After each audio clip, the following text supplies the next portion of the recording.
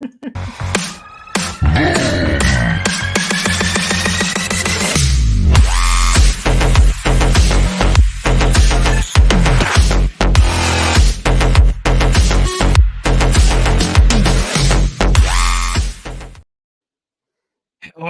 and good evening, everyone. Welcome to this week's new episode of Primetime Gaming with Mr. BoomStick and friends. But folks, it actually should have been opened up with a breaking news segment, as I do have a new one of those. Folks, I had to literally call an audible, rewrite the entire show, delete the original one, throw the new one up there. Folks, breaking news: Jim Ryan is leaving and is stepping down as president and CEO of PlayStation. This is shocking news. This is unbelievable news. There are a lot of opinions. I have a few press releases. I want to shout out Benji Sales, who is one of the first to report on this. Obviously, this is the original reporter is Jason Schreier of Bloomberg. Bloomberg had two sources that confirmed it, and now it has exploded on the scene. Jez Corden is reporting on it from Windows Central. We've seen Screen Rant do a piece on it as well. Everyone seems to now know that Jim Ryan is stepping down, and there are a lot of big opinions. We're going to get into every one of them, ladies and gentlemen. We have a couple of guests joining us. Everborn, who is stuck at work, will hopefully be able to join us momentarily. Until we get a full panel where there's just too many people, obviously you're going to see some footage, some gameplay footage, as from the new crew game, Motorfest, and of course I have my footage from the secret event that is now the public event that Microsoft had for Forza Motorsport a couple of weeks ago. Obviously, I can show that. And before we even get into the introductions, I do have to say a ginormous thank you to Turn 10 Studios, to Xbox, and of course, everyone that was involved in getting Double Barrel Gaming a copy of the game to review. It is just to be involved in the review process is really a big deal for a channel that's still growing. Like, we're still relatively small. Of course, I want to thank personally Jeff Rubenstein. Jeff and I talk on a regular basis. If you don't know who Jeff Rubenstein is, he is obviously in charge of PR for Xbox. And he had reached out to me a couple of weeks ago asking if I would be interested in going to this event that was in New York City. And of course, then presented me the day after my birthday with the code to review Forza Motorsport. So I am currently playing and reviewing. Again, I can't tell you more than that. I will be able to put up a full review when the embargo lifts on the 5th. But listen, let's get into the introductions. And I want to start first with someone that started on my show when we were relatively small. And he himself has exploded on the scene. Not only is he a developer, he's an actual developer. He's doing some really big things. 3-Bit Brother, thank you so much for joining us. How the heck are you, dude?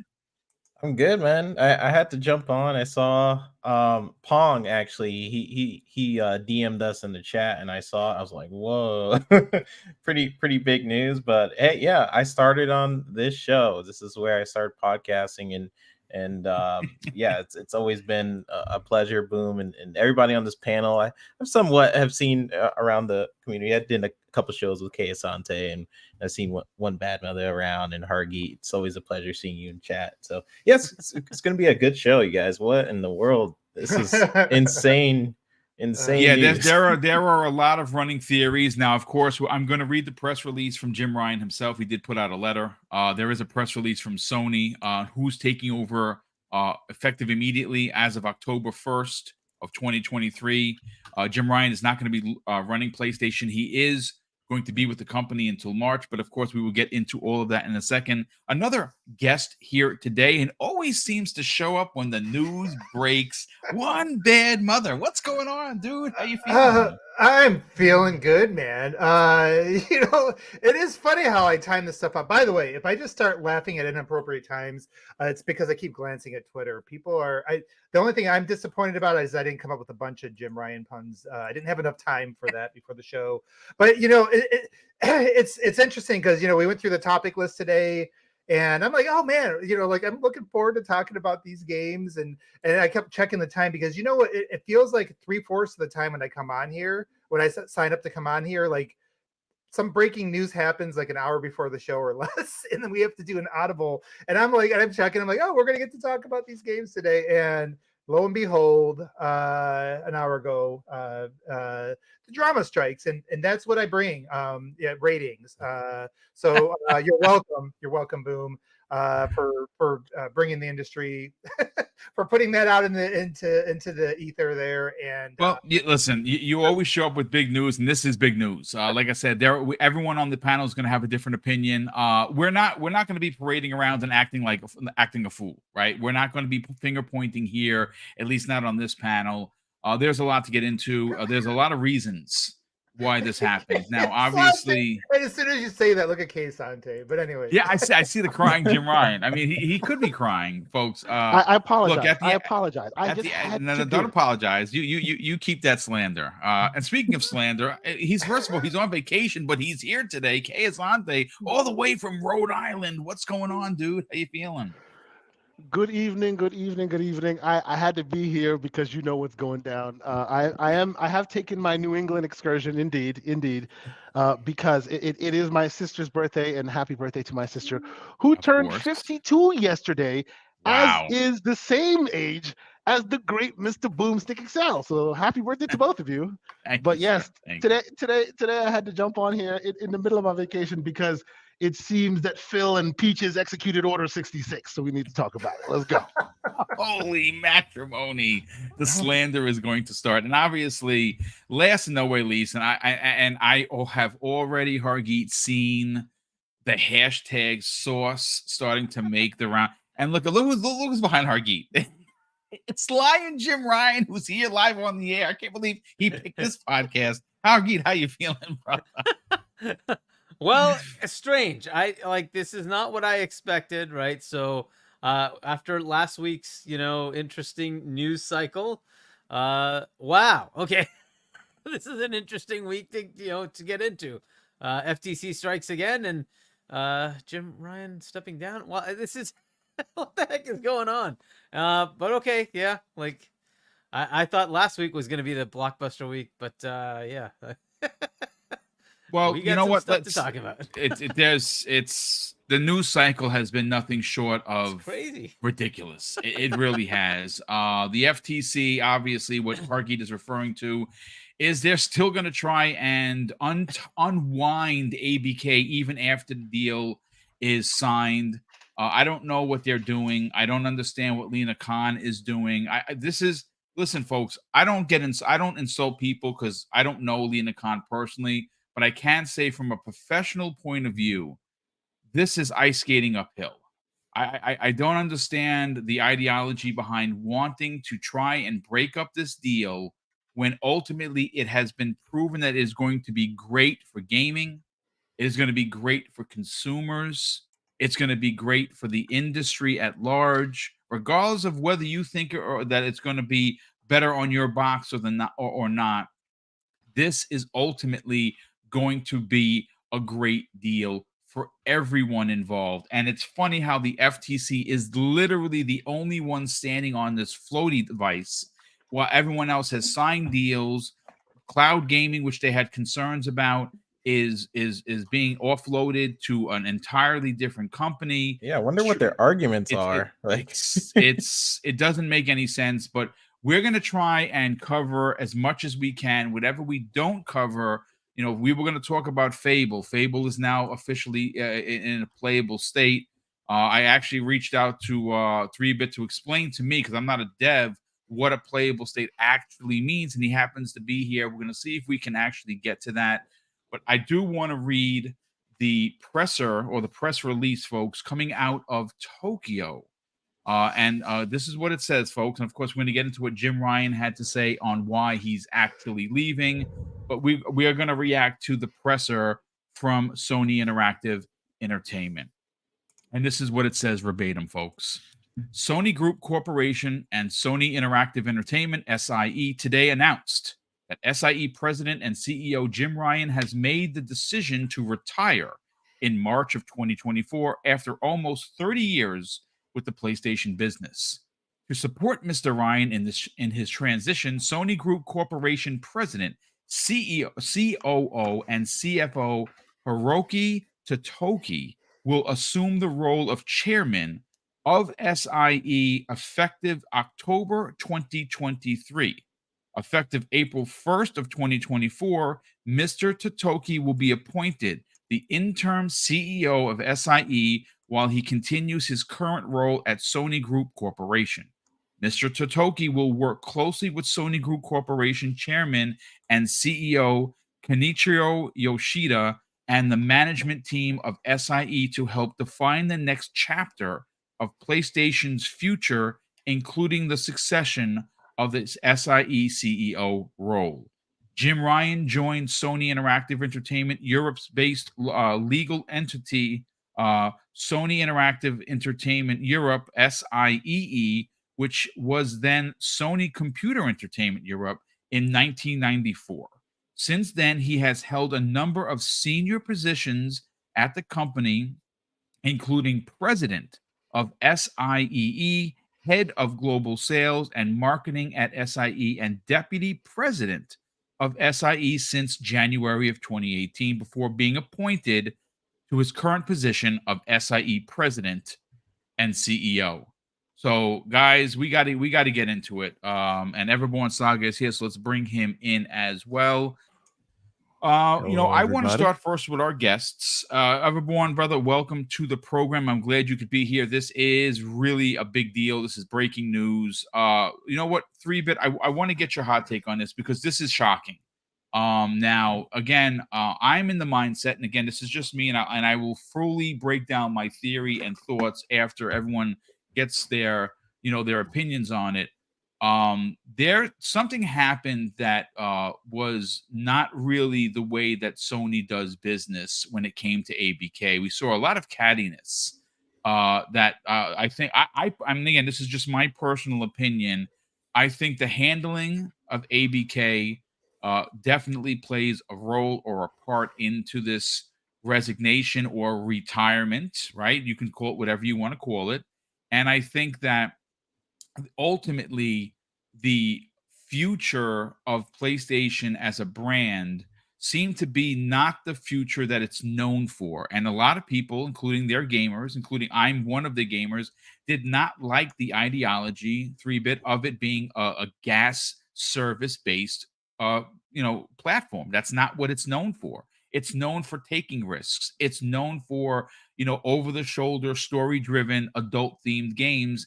And it looked like they were getting away from it. So I don't know exactly where to put the pin that pops the Jim Ryan balloon, but ultimately it might be that or a combination of both. What are your hot takes on it, sir?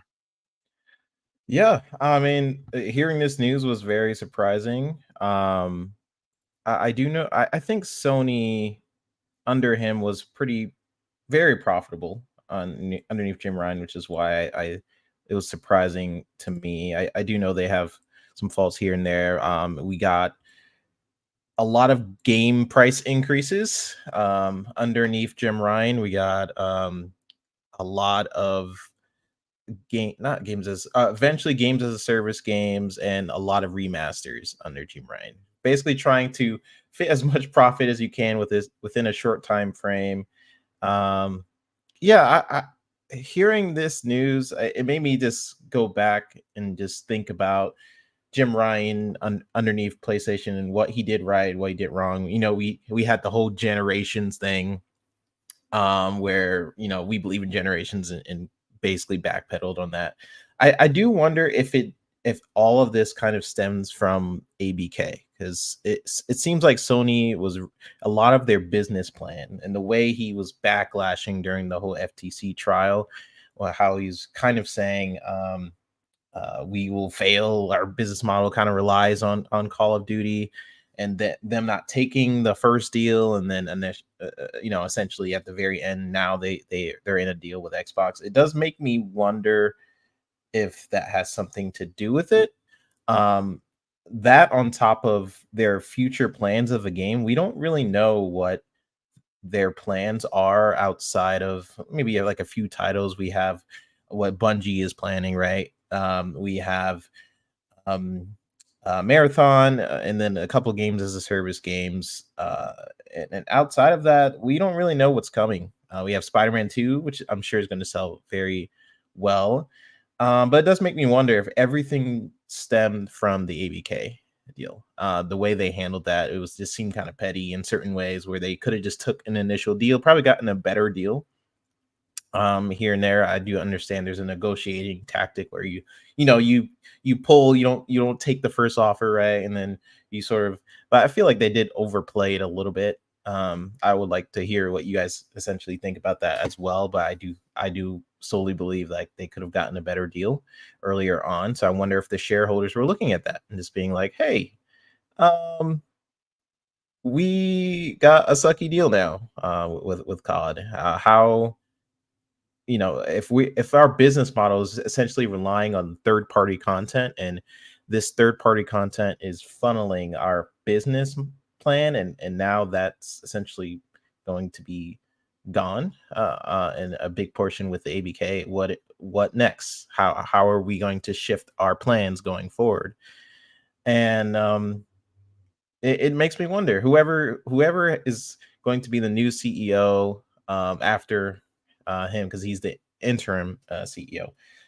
They have interesting challenges ahead.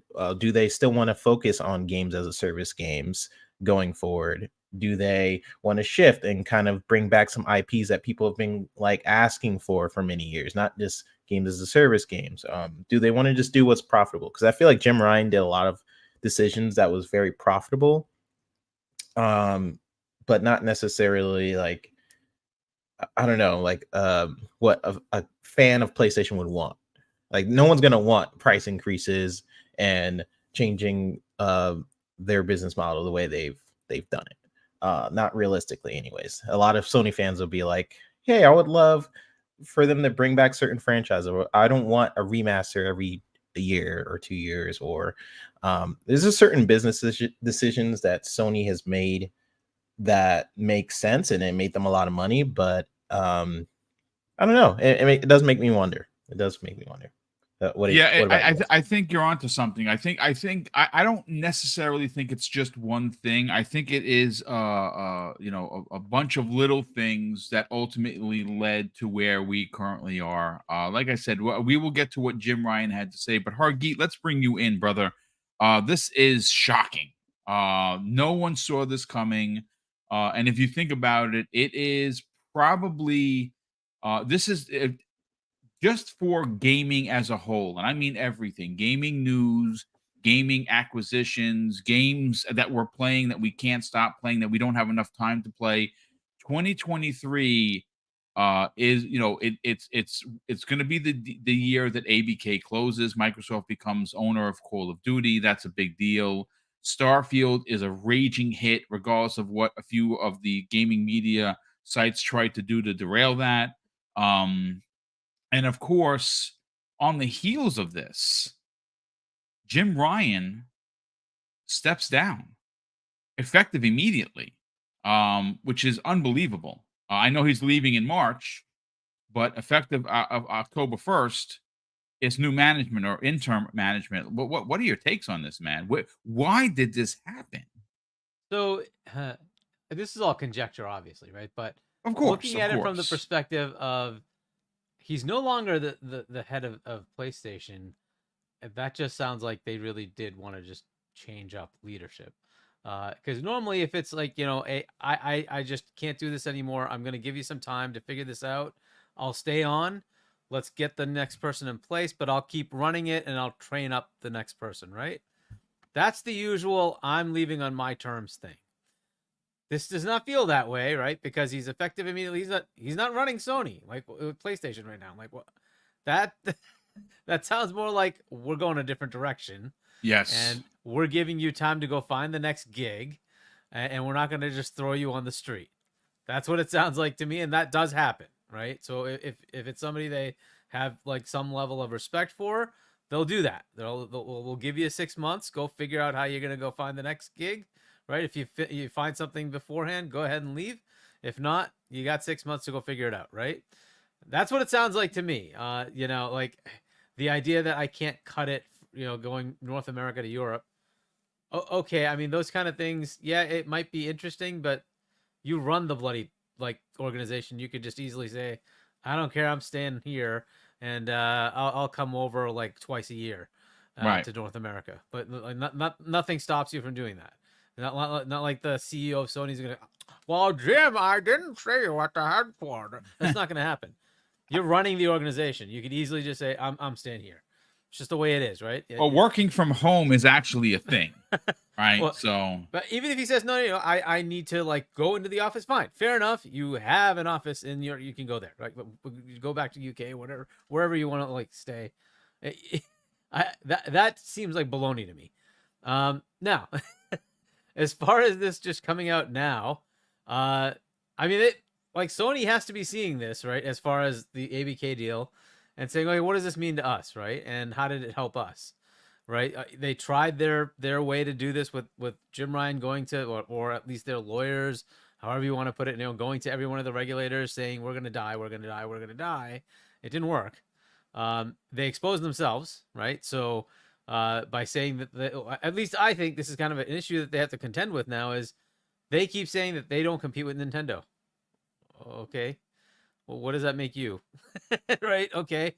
If you were to now compete, like, look, Microsoft made a pretty big, you know, move in this arena. How do you respond? If you're gonna have a hard time buying anything, how do you respond? Right? So they've got to be seeing some of this, saying, look, we kind of put ourselves in a bad position here.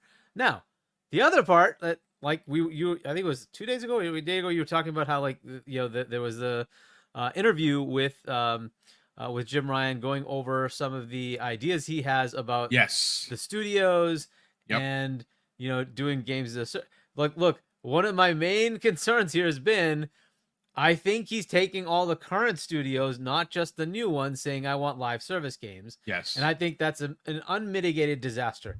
It's all, like, I can count on my hand how many times that's actually worked.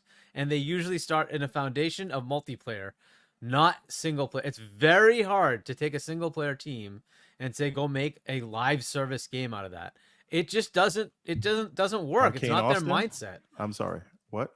So so right. So anyway, so I've had that, you know, that I guess fear. I don't know what like concern. Well, concern is definitely for sure. As, You know, as a fan like, of the games, and you are a fan of the games. Yeah, like Sucker Punch, just make the next Ghost. I don't want another freaking like live service game from, like, just make the same thing.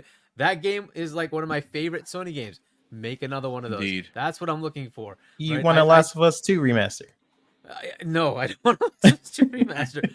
I want them to make the next game. Or the Horizon 1 PS5 version. We don't need that. Yeah, we don't need that. I want them to make the next game. I want the, like, they finally announced the PC version of Forbidden West, right? Which wasn't in the showcase for some reason, wasn't in the state of play, but just randomly they're announcing it now. Like, okay, couldn't you have put that in one of? That would have been a very cool thing for me. I've been waiting for that, right? Because I'm waiting for the PC version to play that game, and I'm like, well, did you just randomly announce this? Okay, couldn't it be in one of your? So I don't know where that like kind of messaging is kind of breaking down. Maybe they don't want to showcase PC releases, but I think that's kind of a bad idea, because you really want to. You want to make some enthusiasm for that, right? You want to generate some buzz to say, hey, this is coming to PC, right? So I don't know what they're doing. I do not want like the next God of War to be a live service game. That just sounds terrible to me. I just want them to be what they are, right? If you look at the other side and you say, hey, Double Fine, go make a live service game. No, make a Double Fine game. That's what I want you to make. Just make your quirky, quacky little games. That's what you should be doing. I don't want them to be changed over, right? I don't know why that was the plan here, right? He was saying, oh, but we're going to learn the lessons from the other players that are doing this. The lesson is don't take a single player studio and make a live service game. You're gonna we literally just talked about that the other day, Hargi. Didn't you and I literally had the conversation and said, well, what you just said not to do is exactly why Redfall failed. Exactly. If Redfall would have been a single player story driven game, the same would have been way a totally different. Dishonored was or something, Exactly. with vampires, it Deathloop would was have been good, right? So- successful. Yeah. Like, this is the kind of thing I don't know. Maybe they're seeing all that. Maybe they're not. I don't know. Right. But look, one of those games as a service games will probably work. Right. One of the ones from the other studios, maybe even ones from, one of these current studios. But I have a lot of hesitation moving those studios into a live service model, because usually what ends up happening, like BioWare, the folks that are there that make the studio what it is, they leave because they don't want to do it. Right. It's just crap for them. And they're like, well, I don't even know how to make this happen. I hope that doesn't happen, right? Because they currently have a stable of really good studios, but that could easily change. And that's not cool, right? So, like, if it's organic that they organic, if it's organic for them to add multiplayer elements or online elements, fine. Right. But if it's something like we're being forced to make a live service game to make money, I think that's just a terrible idea.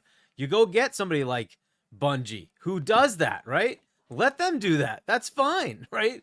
Microsoft goes and buys Minecraft. Cool, right? Let them print money, right? They're getting King. Let that print money. That's fine, right? By the But way, don't just make- made an announcement. They've made $20 billion since Candy Crush started. Right? Exactly. Let it print money. That's fine. But don't tell, In Exile, you got to make a live service game. No. Let it go. Like, Obsidian was starting about as a live service thing, this online, and they pivoted, right? They're like, no, that's not working. We don't know how to do that. Let's just not even bother. And Microsoft was like, yep, don't bother. Do what you do best. Make the game you want to make, right? That's exactly what should happen, right? And I don't know, like, so maybe they're seeing all this and saying, is this really what we want? Or maybe it has nothing to do with any of it, and we're all wrong, and it really is just he can't take the commute back and forth between Europe and California, and he just wants to stop. Right? Okay, I'm not sure, because usually that means he would stay in his position. So I find it kind of odd. I think he really is just being ousted. But what are they going to do? I guess, what are they changing to? Is this going to be the like, slowing down of this games as a service thing, and let all the normal studios go make the games they normally make? I don't know, right? And again, I'm on conjecture here on that they're actually being forced to do live service, but he keeps hinting that, right? Yes. I'm expanding my studios to make live service games, including our current IPs. And I'm like that just sounds terrible to me. Well, I mean, they already confirmed, Hargeet, that Horizon is getting a multiplayer gas aspect. They're making a multiplayer. How do you do that? I love Horizon. I not so much the second one, but I absolutely love the first one. I mean, I'm don't looking see forward where to the you can make second that one. up. I hope it's good, but so I will buy it. I'm gonna get that game the second it's available. But yeah, that's the thing. They're cinematic adventure games, and I'm like, Yes. I don't necessarily like the idea of this going live service. What does that even mean, right? If you're a multiplayer game, I get it, right? That there's a foundation there. But these are not multiplayer games. So I don't know. Maybe they're seeing that. Maybe they're seeing something else. We did see some of the financials drop out from like the FTC dump the Microsoft leak in the FTC case, right? Where somehow Xbox is ahead in profit than they are. That was, I think, 2020 or 2021 or whatever it was, but it was a while ago, right? But however you look at it, that's kind of crazy to think when you're making a lot more revenue, almost double the revenue. Why are you not more profitable, right? So, whatever way you look at it, I guess maybe the Sony folks are looking at this and saying something's up and we need to change course. I mean, that's what I got to take from this. This is shocking. This is really just shocking. It's just we're going to continue. Wow. We're going to continue this conversation because, of course, I want to read the actual press release from Jim Ryan himself. But before we get to that, and I want to bring in One Bad Mother and Kay Asante. But I don't know how long we have Everborn for. So everyone, please jump in and give us your hot take on this. Yeah, so I got a tech spec that I have to write for work, so I'm trying to like work in the background. But I'll be here the whole show. I'll just be on mute most of the time. But anyway, so just if you want to call me in for something anytime, just say the word and I'll take myself off mute. But anyway, about this, the bill always comes due. Now, you know, there are some of us that looked at the way Sony handled itself when, you know, in dealing with regulators and flying around the world and just saying things that we all knew to not be true, right? And we said, you know, if this gamble doesn't pay off, there will be consequences, right? And most of what we heard was no, there won't be, right? A lot of what we heard is there's no downside for this. So I just want to I want to list off some things, and then you guys can tell me if we shouldn't have seen this coming, right? So over the course of this generation, right? Um, aside from sort of increasing prices on everything and that, you know, economics, whatever, but Mr. Ryan has bet the entire business on service games, right?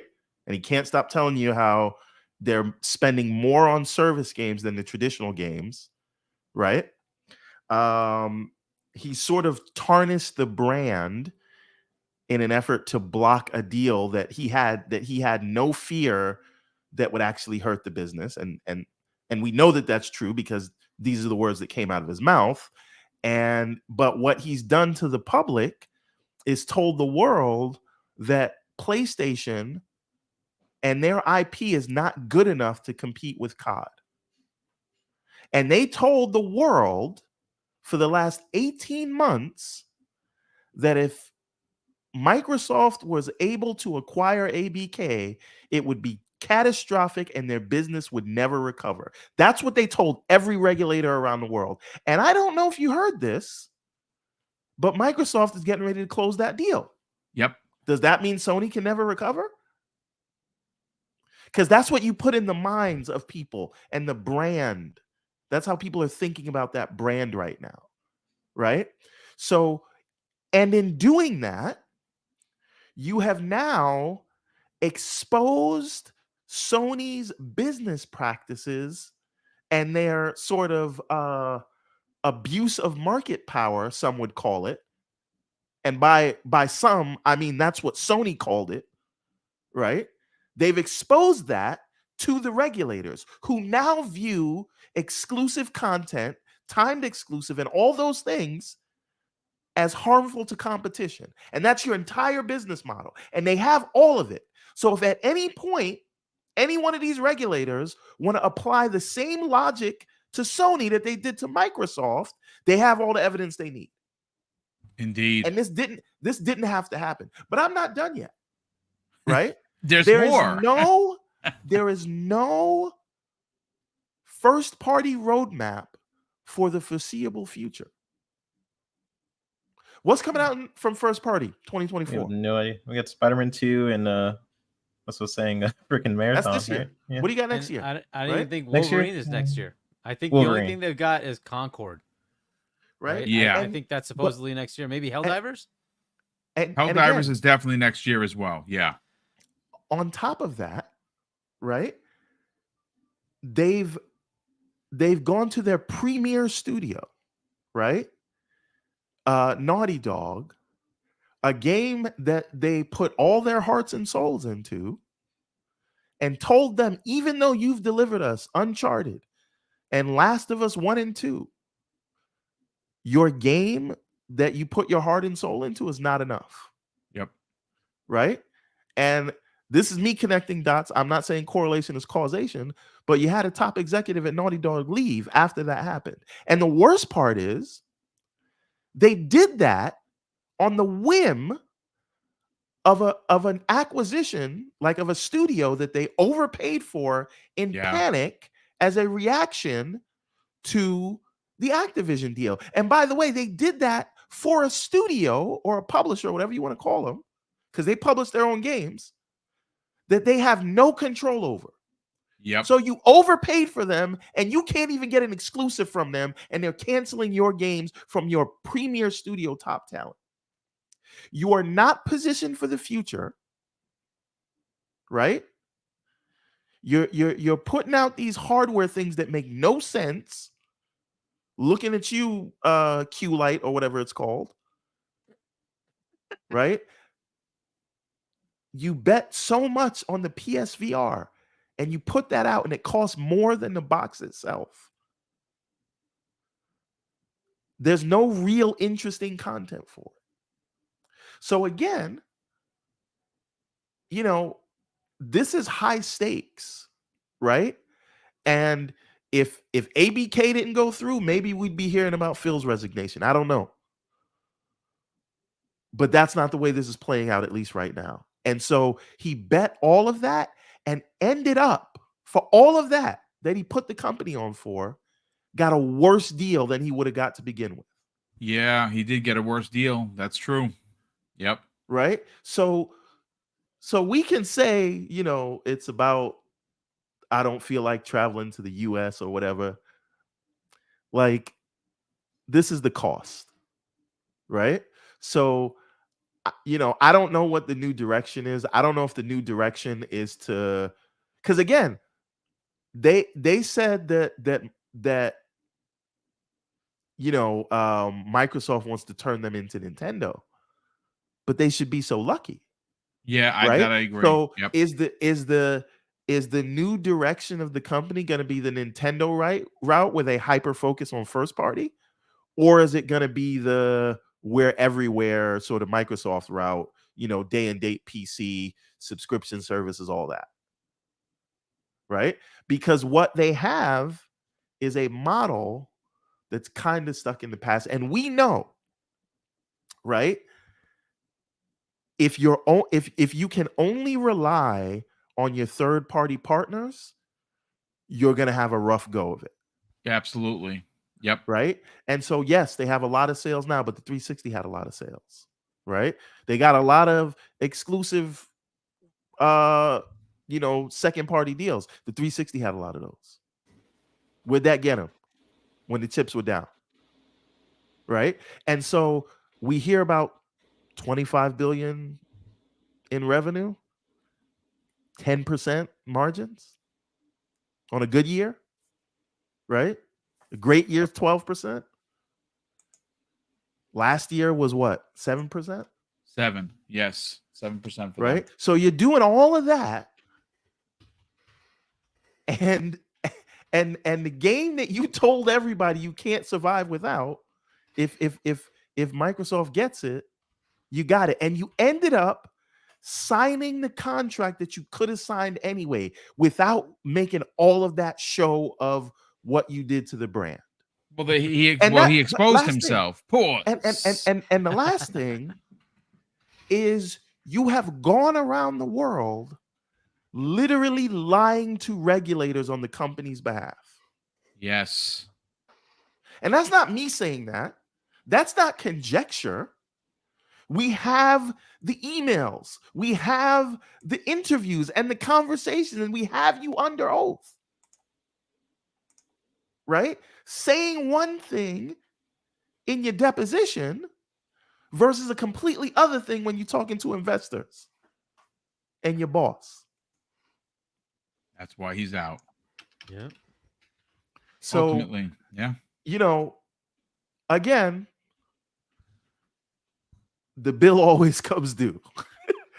One other thing. Well, my that just pop always occurred used to say, yeah, he used to say, Hargeet, all the time, like everyone pays, no one rides for free. Yeah. And yeah. here So what you were saying, everyone, just reminded me of something. Is the Sean Layden era finally ended with this last showcase. Yes. And the entire community hated it. Yeah. Including their own diehards hated it. So that's not a good sign, right? So if your first foray is something that your fans do not want, that's got to be looked at they've some also way, right? moved and not really shown anything, right? Because they had gone 2 years without a showcase, and then when they did have a showcase, it was all stuff that was on the right. Live games and multiplats. Multiplats, yes. Right? And so the fans are not excited, and then you bet the whole company on this thing and lost. And if those service games don't hit, what are they going to do? Yeah, it's Right? the thing, right? You never know. Yeah. And so it's just, they don't even have the capabilities right now. Like the studios are not even set up to develop for PlayStation and PC in parallel. Yeah. Right? They got to develop the game, and then you got to bring on Nixus to go and port the game to PC at a later date. Did you hear, Elborn? It's because they want to make sure the PlayStation gets the best quality. So that's why It's they because port it later. Okay. I'm sorry. They I'm also sorry. said generations. I'm sorry. The point I'm is, here for violence oh today. my Forgive me. gosh. I'm a mute now. The point is, like, all of these things that everybody said, oh, don't worry about it. They got it. Look at it. Look at it. You have to look at the lagging indicators. And we got told, no, you just want Sony to be like Microsoft. No, we want Sony to show the games that they say they have, right? And this is before we get to the fact that he has basically kind of run a lot of the IP into the, I don't want to say run into the ground. That's wrong. That's not the wrong word. But what I'm saying is they've been coasting on remakes and director's cuts. Yes, they certainly have. Right? And we see, right? We're seeing it that these third-party deals that they're doing are not working out for their partners. So now their partners are partnering with the competition. And guess what? If you can no longer rely on Square to supply you with exclusives, what are you going to do? Right? And so just like really think about that, right? If, I mean, a lot of their showcases were third party. I mean, their very last showcase was all third party. Like, imagine if Xbox had a showcase where we're only showing third party games. You know, well, we've been there, and we know what the reaction was. Yeah, yeah. I mean, we lived not good, not a good time. We had to like be happy that we got backwards compatibility. It's like, oh, cool, we got something. You're like, okay, like, and the rest of it's all third party. So you know, it's just really like step back 30,000 foot view. What is the state of things? I get it. They're making all the money in the world now. But how much did it cost? How much is it costing them to make all that money? Right? And you know, there, you know, something else that came out in the leaks is Phil Spencer sending out an email saying that every third-party game that Sony has not paid for is coming to the platform. Right? So they can't rely on just their market share alone anymore. Right? You have a motivated competitor now. You had that in the 360 days. The focus of Microsoft was different during the Xbox One days. And so they cut a lot of budgets too, of course. in order to it was different leadership, but they also had to go in there with one hand tied behind their back because the top brass at Microsoft wasn't willing to spend the kind of money that Sony was willing to spend. Yes. Because they wanted to bring the margins up to closer to the rest of the business. And this is why you see the margins are a little bit higher on Xbox. Right? And don't let the financial analysts on Twitter or X tell you something like, oh, you don't know what they're hiding. Right? but the point is, now you have them motivated, ready to spend money and have a multi-pronged plan to compete. And my friends, this is what competition looks like. But I'm going to pause for now because I've been on my soapbox long enough. Please. No, we love it. A lot of people in the chat are really enjoying. Points, man. Yeah, no, absolutely That was fantastic like points. preaching the sermon, man. Yeah, absolutely, absolutely. Right. Listen, before we bring in One Bad Mother and of course on vacation, Que Asante, I gotta catch up on the super chats because damn, there are a lot of them.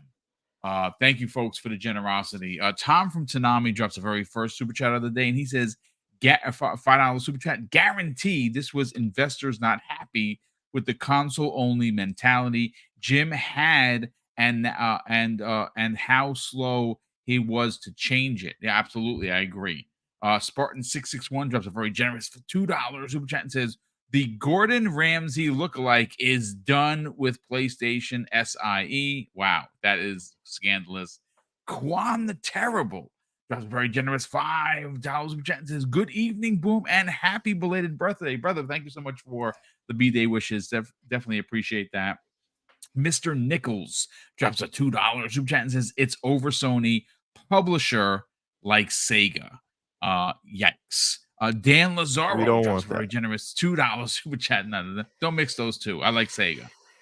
Phil, he drops a $2 super chat and says, Phil Slade, Jim Ryan, all hail the king.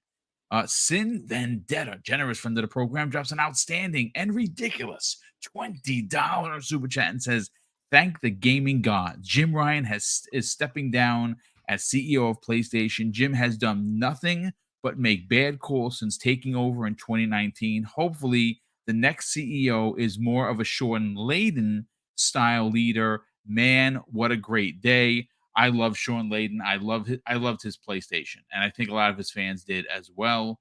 RC Polygons drops a $10 super chat and says, we know that Microsoft's pressure with the ABK deal, Sega and Square Enix moving towards Xbox has hurt Jim. We can all make fun of Jim as he for his fails, but hopefully whatever he does next, he finds happiness. I mean, listen, no one is. I mean, that's a great point, RC Polygons. No one's pointing at the guy laughing, but ultimately, like I think a lot of the points that Everborn Saga made, he kind of did this to himself, folks. He set himself up for failure because he was very close-minded, and his way of doing business is not the PlayStation way. And you can say what you want, but if he was like really retiring, he would stay in position until someone. Well, Boom, let me push back a little bit on that, right? Because we do have to give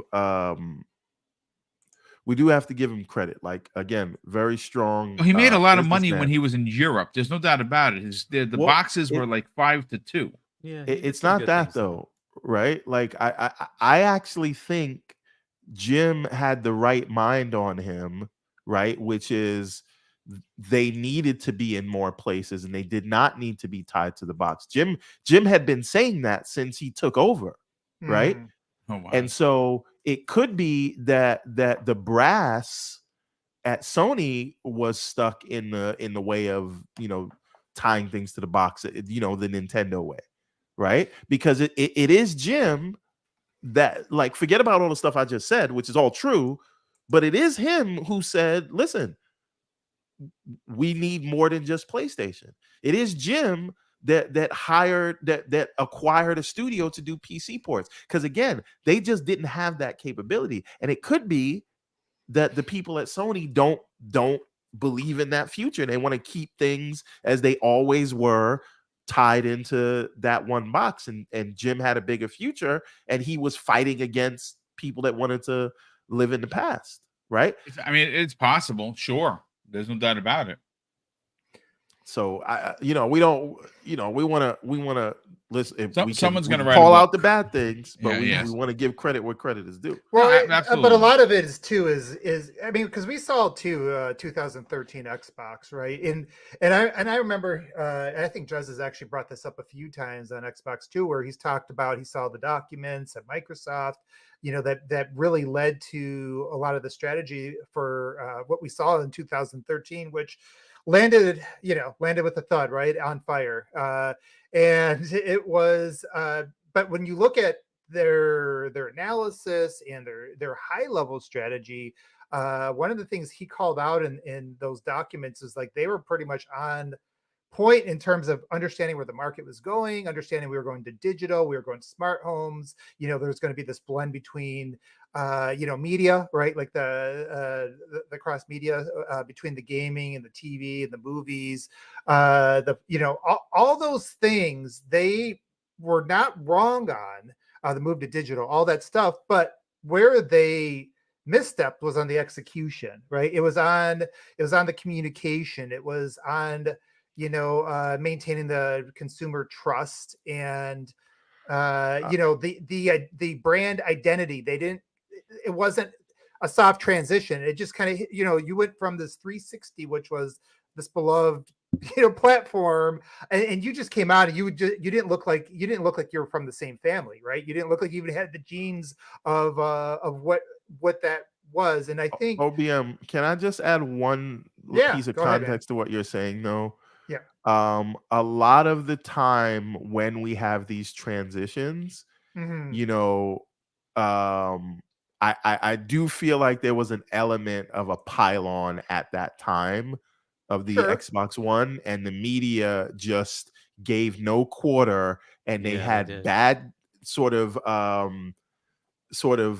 like hyper cynical takes on everything that was being said, and you don't see them doing that now. And I believe if Sony came out with that stuff at that time, the media would have been on board with it.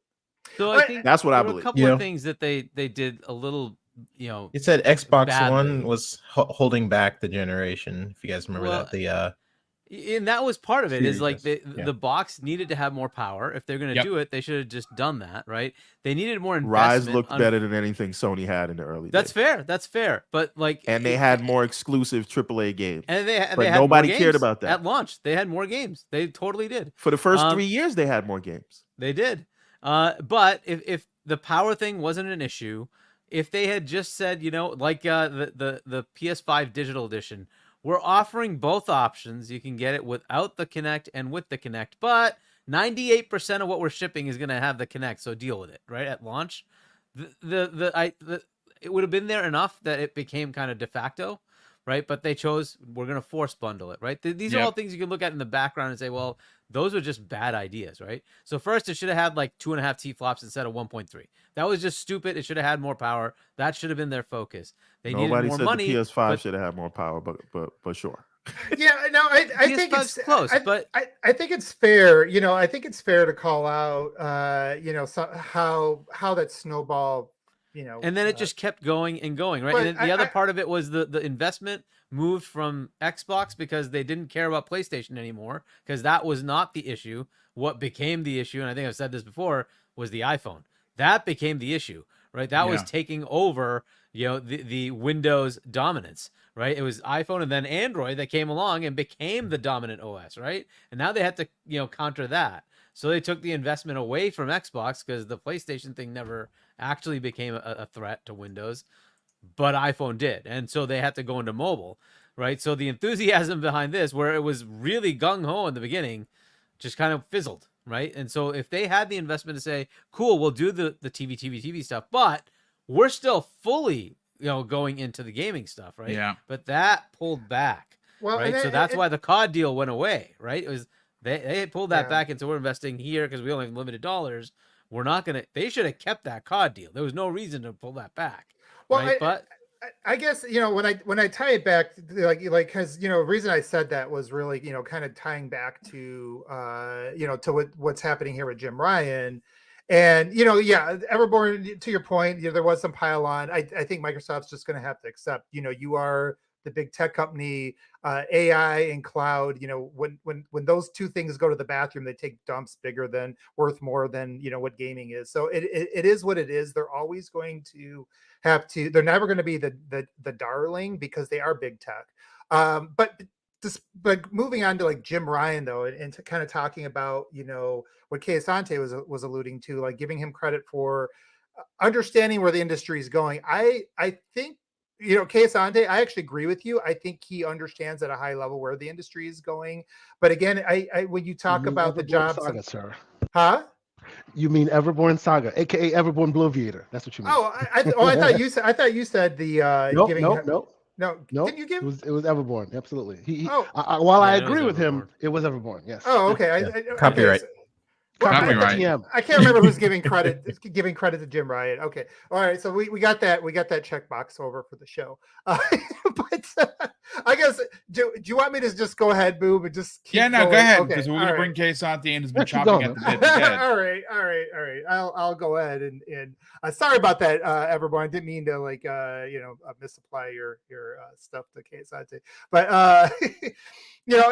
and I guess I'll start by saying, I do generally I think it's irresponsible to speculate on somebody's career without a whole lot of info. And over the next few days, we are going to get a lot more info. But I didn't promise Boom that I was going to be responsible today. So let's just go ahead and speculate for fun.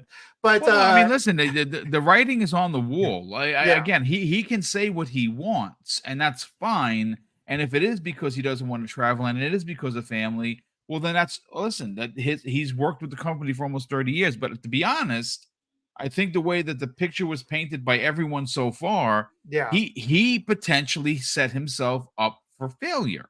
Yeah. He Well, did something that exposed Sony and exposed them in a really, really bad way, meaning that they are known as the industry leader. We know that they have terrible customer service. We know that they were one of the first companies to raise prices. They were the first company ever to raise prices on a console that was 2 years old. They've done a lot of firsts, but their dominance in the industry through these third-party marketing deals and the language that is put into the contracts, no one knew about that until he went around to all the regulation bodies and said, this deal is going to kill us. And then Microsoft had to really throw everything but the kitchen sink, maybe even that too, and it exposed their dirty dealings.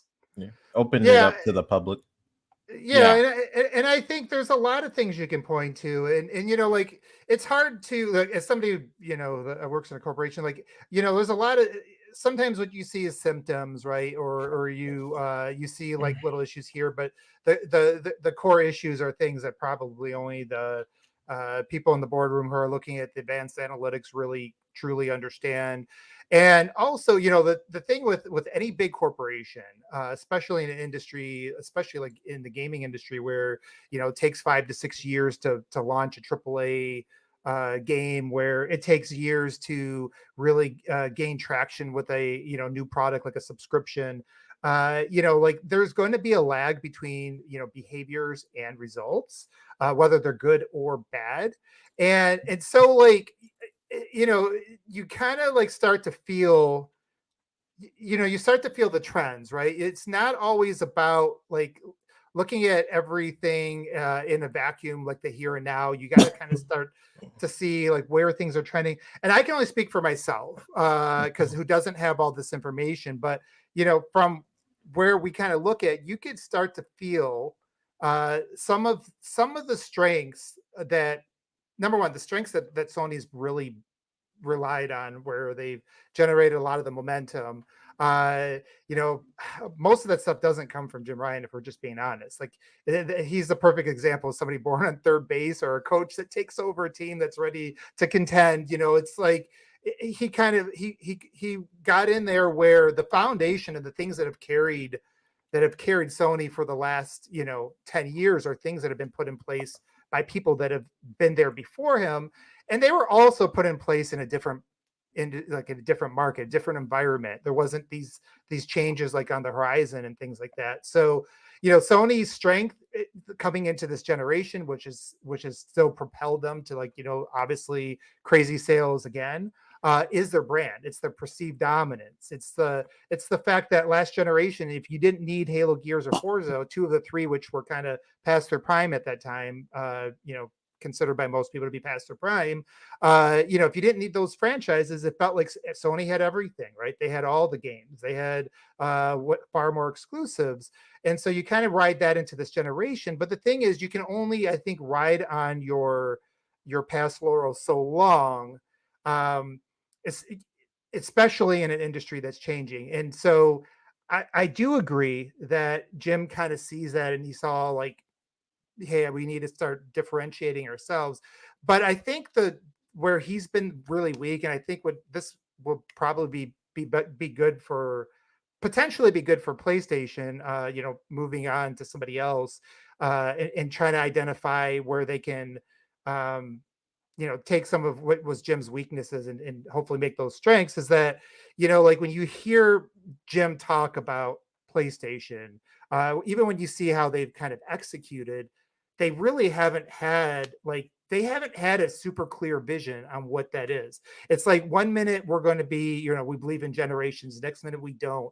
1 minute we're going to relaunch, PlayStation Plus, and we're going to, make this subscription more, more competitive. Next minute they're pulling back. It's like we're kind of half in on PC, half out. We did, if you're like on the outside, you don't, as a PC or PlayStation customer, you really have a hard time reading where you're going in with that, right? We're like half in on VR. We're put out like this incredible, according to reviews, a pretty incredible hardware even for the price, but like they're not all in on supporting that. It doesn't feel like, it just, now it feels like it's laying by the wayside. And I think even as you're looking at their portfolio, and it's been brought up already, he's talked about, let's go to the gas, and it makes sense. You need to figure out how to diversify your portfolio, but again, the execution of it, using, like you guys mentioned, using some of the studios you have, and I thought the Redfall example was a great example. And you could go to Youngblood, and you can go to what Bethesda was becoming, Fallout 76, right? Like all the missteps they had trying to transition like that. And like it just felt like, in terms of like knowing how to execute on that, there were some gaps there. And like even like you start looking at their bread and butter, the AAA narrative driven single player games, like they have so much cachet there. Now's the kind of the opportunity to kind of like, like maybe you try to take those, maybe you try to go take some of that brand in a direction, just like they did last generation with God of War, right?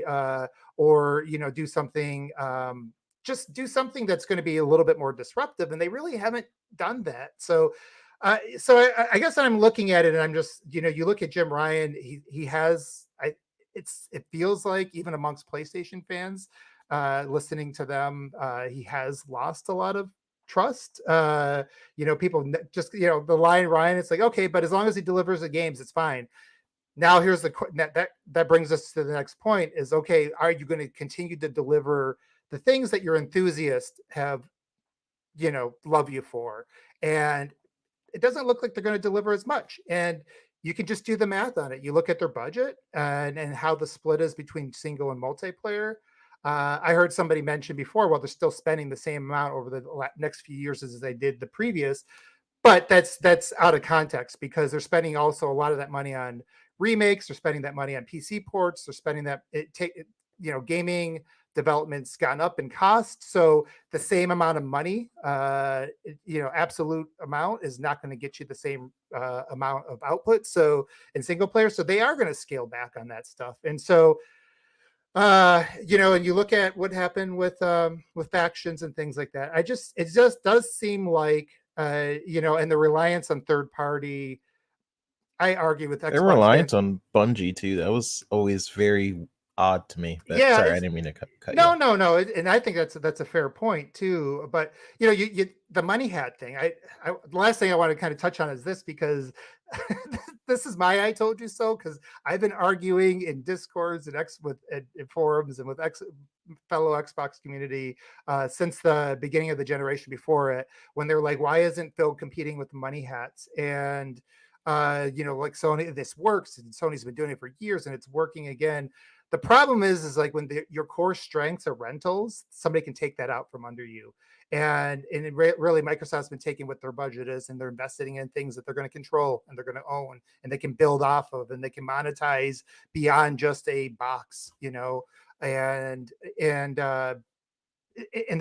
you're seeing that. And I predicted eventually that the money, if Microsoft stays with it, which I was expecting they would when Nadella said they're staying all in, eventually they're going to look more viable they're going to look like they're going to be enough of a power in the future that third parties are going to go, you know what, we need to change course, and we need to make sure that we maintain our relationships and connection with that base. And that's what's happening, right? Square's doing that today, and that pulls it. But they're not the only one, and we're going to get into that, because what we're going to do is, after we hear from Kay Asante, I do want to talk about that because they're pushing to Japan, into a region they have notoriously failed. Microsoft has failed in the East Asia region for years, but things are starting to change in a big way. You may not like Hideo Kojima, you might think he's overrated, but I'm telling you, him going to make an exclusive game on Xbox is just the tip of the spear. We're gonna be breaking that down the second half of the show because we also still have to cover what Jim Ryan had to say publicly. But please continue. Oh no, I appreciate that. No, and I'll want to make sure Sante gets his words in because I've been He will. I've been giving my sermon a long time as well. But Preach. that is the final thing, right? Like the third party that people were saying, why would Sony need to buy Square when they get the milk For free, right? But Why buy the farm or the cow when you get it for free? Yeah, if you don't own the cow, you can't rely on it tomorrow being free, right? You can't rely on your neighbor continue to give you the free sugar and whatever. Pause. Most third parties, they should have put a I ring didn't mean on it it. that way. I didn't mean it that could have way. put a ring on it, indeed.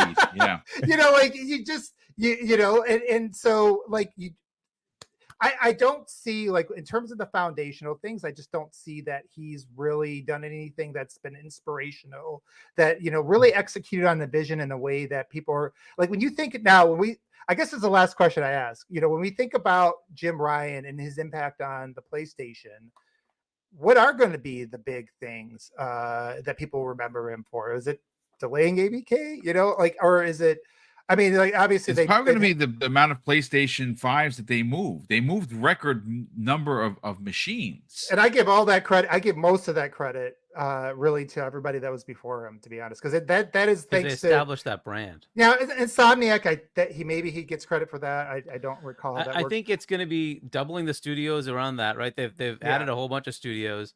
I think it's recognizing they need to go to PC. I think the recognition that they need to add games as a service or live service games, fair enough. I don't know if the implementation is correct, but right. And we'll see how that goes. Right. And then I do also give him credit on recognizing that PS Now was just a disaster and needed a rebrand and do something different with it. And I don't know if it's the right move, but at least consolidating your subscriptions down to the PS Plus tiers is an interesting thing to do. And it competes a little bit better with Game Pass, and they are adding games to it, right? So they've been adding a whole bunch. It's been getting better and better. They even have some day and dates, so that's a good move. They haven't gone fully into it, but at least it's a step in the right direction. There's a lot of things that I don't like about what he did, but either way, I'll give him some credit for some of the things. And the PS5 has been selling like hotcakes. But let's just be honest. It absolutely has. It has been selling like hotcakes. Oh, for sure. I mean, the PlayStation is still an extremely strong brand, and like everything I said is really not doom and gloom. I think if you bring in, I don't know, like I mean, like you obviously like a Yoshida would probably be like everybody's a PlayStation fan. That'd probably be their dream, hire for that position. But if they can bring in somebody that can connect again, I do think managing that communication and that trust. Jim got away with being who he was in getting up in front of people because they were still delivering on the things that they had. Which were in the pipeline, right? Once that pipeline slows down, once people start to, once others maybe catch up, because if you're not trying to innovate and you don't hit on some of the diversity and things like that, then eventually others can catch up on the narrative driven thing. So I think at some point in time that equity, I feel like he was chipping away at it, right? Like he had a lot of equity to work with. And, slowly it's like, okay, the generation thing was kind of bull and this, like it was like little things. Eventually that can catch up to you, especially if you have, a couple dry years or something like that, or you miss on some, finally you have a big miss or something like that. So I think they need to get somebody in there that can people are like, hey, this person understands the gaming industry. They need a rah guy, brother. That's the bottom line. Yeah, somebody who's he understands me, or he or she understands me as the gaming enthusiast, right? They need somebody there for that. Yeah, I think I've been looking at the legacy from the positives. There's a whole bunch of negatives, and we probably should talk about them. And of course, we need to get Kei Sante in as well. But like, he took away the showcases, right? Yep. He just said, "I'm not Yeah, doing we're that." gonna anymore." actually we'll get Right. into that because there's something to be yeah, said about there's a whole that bunch of for legacy me. things. But go ahead, Asante. I think you should. Yeah, you know, chime in. Asante, let's bring you in because obviously you've been chopping at the bit. You didn't know about this until I called you. Everyone has really put down some really good points, but I want to bring up some points to kind of lead you on this journey because I know you have a lot to say. You know, there's something to be said under the Jim Ryan, and these are the negatives. And of course, we're going to continue this conversation after we read what he had to say. There's a couple of things that have failed under his leadership. A PSVR 2 is a failure. I don't care what they do with it moving forward. It's a failure. That's a fact. The new PS thing that's coming out that you play in front of your TV by keeping your Xbox your PS5 on, that's going to ultimately fail. Even at $200, it is going to fail. Right? Now, under his tenure, they've gone away from the third-party bangers that the people like. That's why I have a PlayStation. I haven't. Let me tell you something. I say this, and I know I'm not being facetious. I'm telling the actual truth. And my brother Neo Mental, who's in the freaking chat, could admit it because he said the same thing. I turned on my PlayStation 5 3 times this year, and twice was because I was dusting. And that is a fact. Okay? There's no reason. They've given me as a consumer no reason. Now, when Spider-Man 2 comes out, well, that's a horse of another color. I cannot wait to jump into Insomniac's latest. I'm very excited for that, and I'm stopping everything to enjoy that game. But there are a lot of high points. Now, you can take hardware, you can take services, Asante, and you can throw those on the sword. But I think really where we see the rubber hit the road here for Jim Ryan is how he exposed PlayStation's very dirty business to regulators that he tried to sell that this deal was bad, and ultimately he let the other team see the playbook. I'm telling you, that's probably what ended his tenure. So, okay, I've sat back and I've listened to a bunch of folks talk about it, and I appreciate that I sat back and got that because you guys got all my bars off for me, and I appreciate that. There is an avenue of conversation that I kind of want to bring forth here, and yes, you see the picture. Yes, I'm here for the smoke, but jokes aside, we don't want anybody to lose their jobs and No, well, any of of that. course not. Absolutely not, dude. Yeah. Yes, but I think we've all identified it pretty well. Although I will actually you on one thing. You said nobody saw this coming. I will say myself and Everborn saw this coming. We have digital receipts. We have digital receipts. You guys have talked about it on your show. And I will say, I'll go even a step further, and maybe this is a hypothesis on my part, but I think that the thing that broke the camel's back, as it were, was the ABK deal. It really was. It was the ABK deal because, like you guys have already been talking about, and rightly so, he spent too much political capital. Right. That's what I call it. Right. If you're a political junkie or somebody who watches politics, you know what it is. They build up a lot of goodwill. Show you they're the righteous person. And then once they've built it up to the point where you trust them, then they start doing less than favorable things and seeing how far on the edge they can get before you turn on them. That's political capital they're spending. Right.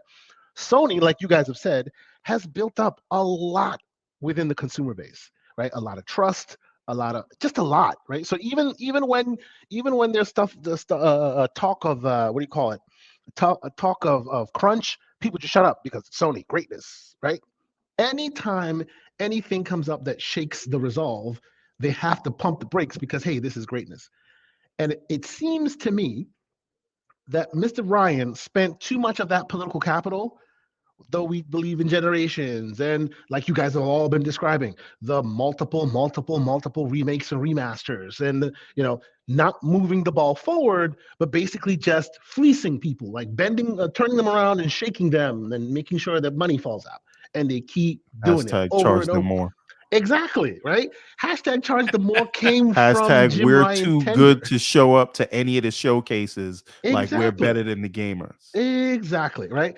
And that's all political capital being spent because you'll still have your diehards still got your back. They still do this, they still do that. Then you raise the price and they go, yeah, but inflation, And then you release a one bad show, another bad show, another bad show. Oh, it's because they're baiting Microsoft. There's a secret show coming. You know what I'm saying? Like, all of that was political capital being spent. And the only way you are going to get away with spending such political capital is the end result is success. But now that we have all seen that as a foregone conclusion that this ABK thing is going through, it is literally done. Yeah. Say what you will, let Khan do what she does.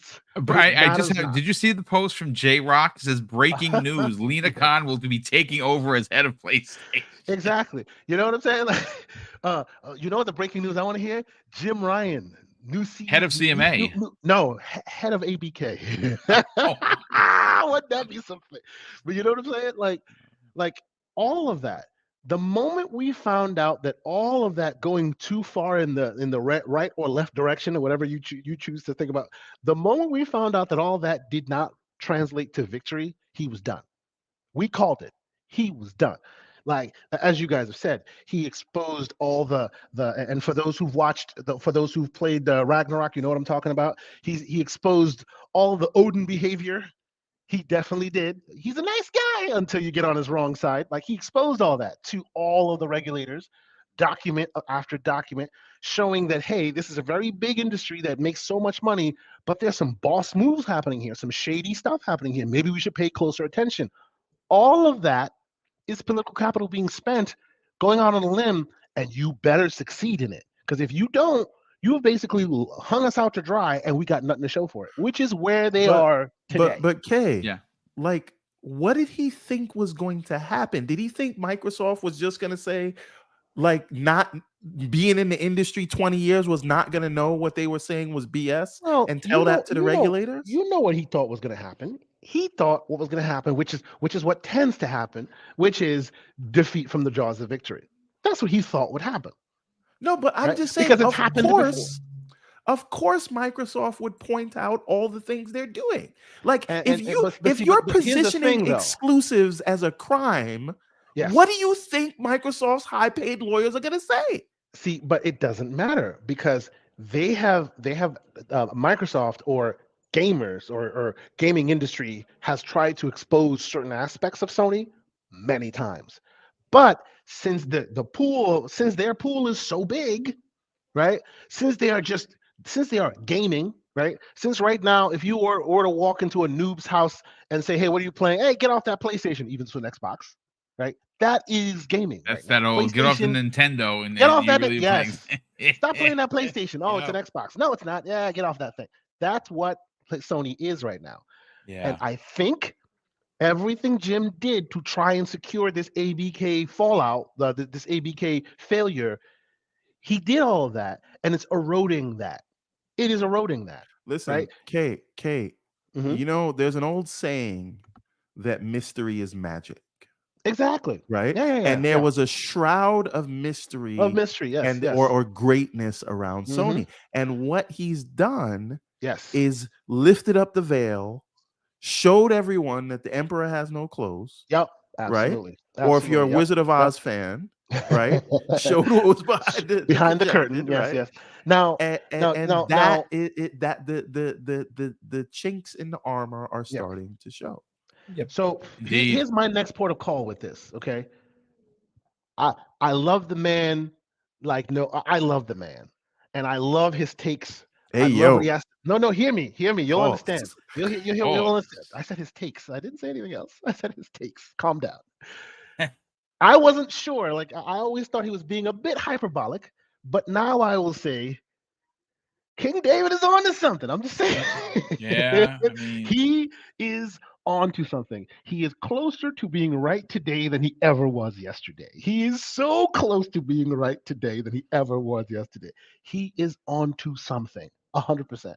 That is one thing I will say now. It's always been a joke. It's always been a thing. It's always been, because he does it in this jovial way he does. But that man is on to something with this news. Absolutely. Let me ask you a question. And I just thought about this, right? Is this a culmination or is this a lagging indicator? I think it's a lagging indicator. Because Because what go ahead. Yeah. when we say this, what Mhm. we're saying is, did the brass at Sony proper see what was This really is going where on and what was to I come, and want they're to like, go. that's no good? 100%. That's exactly what I'm talking about. Because I that means think it gets worse from here if they made such a drastic action. Well, that's what I Well, that's hold what I up. just said too, right? Like you know, Yep, I agree. in business there is a lag between the things you do and the strategies you have and the behaviors you take Sure, and the sure. results that you get, right? Just like we saw that lag hit Xbox in a bad way at one Mhm. point in time, and then we're starting to see that turn around. 5-6 years of behaviors are finally starting to So, show results. but Right? here's my question though, and here's here's the thing that came to mind when all of this started crystallizing. And as Boom said, he literally reached out to me with like an hour and a half to go on the show and said, "Have you been paying attention?" I was like, "Excuse me, what is this?" What And happened? What's going on? freaking blew my wig back to the back of my brain on a phone call. Like, And you know those other companies, like when basically all the companies were in one room. You had like EA and Take-Two. They didn't want Sony to say anything. They wanted to Yeah, be but it's quiet. funny. I'm You're like, glad be you bring quiet. that up. That's a great point because Mhm. I see the path you're going down. Okay, it's not there, but do you remember Mhm. one of the things that we all agreed on a primetime gaming, no less, Mhm. is that he was taking the spotlight and That's putting it exactly it. right Yes, on the yes. Yep. industry. That is the pinnacle capital I'm Which talking we've about. They've been always able to wondered He's about. just going too skate. far in the edge. He's bringing the spotlight on him. He's like the idea, the marketing idea that gaming is bigger than movies and music combined. Yeah, that's always been a sticker, but none of the old people paid attention to it until you, Ryan, really brought the spotlight there. And then you also exposed bad behaviors that are like that would tend to be something that would wake them up out of bed, right? Not only did you show them that this environment exists by all of this, well, to be fair, you could also say Microsoft did that by offering $70 billion to buy something, but that's neither here nor there. It was exposed that, hey, we need to pay closer attention, and oh, by the way, Odin's in here doing some mob business here and there. We better pay closer attention to that. You know what I'm saying? Jim Ryan So, So but gave hold the on, FTC and the CMA their case. But I want to take this a different direction, right? Please, by all Because means, take it down. the reason why I want to take it in a different direction is because of who replaced him. I was expecting to hear Herman Hulse would Yeah, replace him. we actually said that on the phone before we went live. Me and Kay were talking. And had that happened, now, as you guys know, it took a long time for everything that was out of the tank that was the old CEO to basically come to fruition and then transition to the new. So we're gonna see like Jim Ryan's legacy last for a while, right? mhm. But I don't know. I have always believed that Herman, like as a developer, as a head of studios, as a person who can talk to people, and then again, here's my bias. He's Dutch. I basically was born and raised in the Netherlands. I speak Dutch myself. So, maybe he and I connect in that way. Had that happened, I was like, yo, this is the best thing that's ever happened to Sony, because now they would be forced to reposition themselves as that house of creativity again, because that's what developers are. They're less money men. They're just there to take the technology and do the best with it. This is a studio that brought you the environment. They brought you the Decima engine. That brought you so like the fact that he was going to be there, like, kind of made me go, wow, right? This is good. This is setting up for eventually you'd have two competent, like, game focused CEOs of gaming duking it out. I thought that would be super interesting. But Okay, to what be they have fair, done, no, go ahead, yeah. who they've appointed is only interim, But right? this is my point. They But could this still is my choose Herman point. Holtz. They could still choose Herman Holtz, but what they've done telegraphs to me that they didn't. They like they're pulling the reins back into It's Japan. very sudden, man. It's And really quickly, they're pulling the reins back into Japan. That tells me they probably don't like that games as a service thing that Jim has been going on the Hey, edge Kay, on the I'm limb not of gonna doing. lie. I'm Mm. not gonna lie.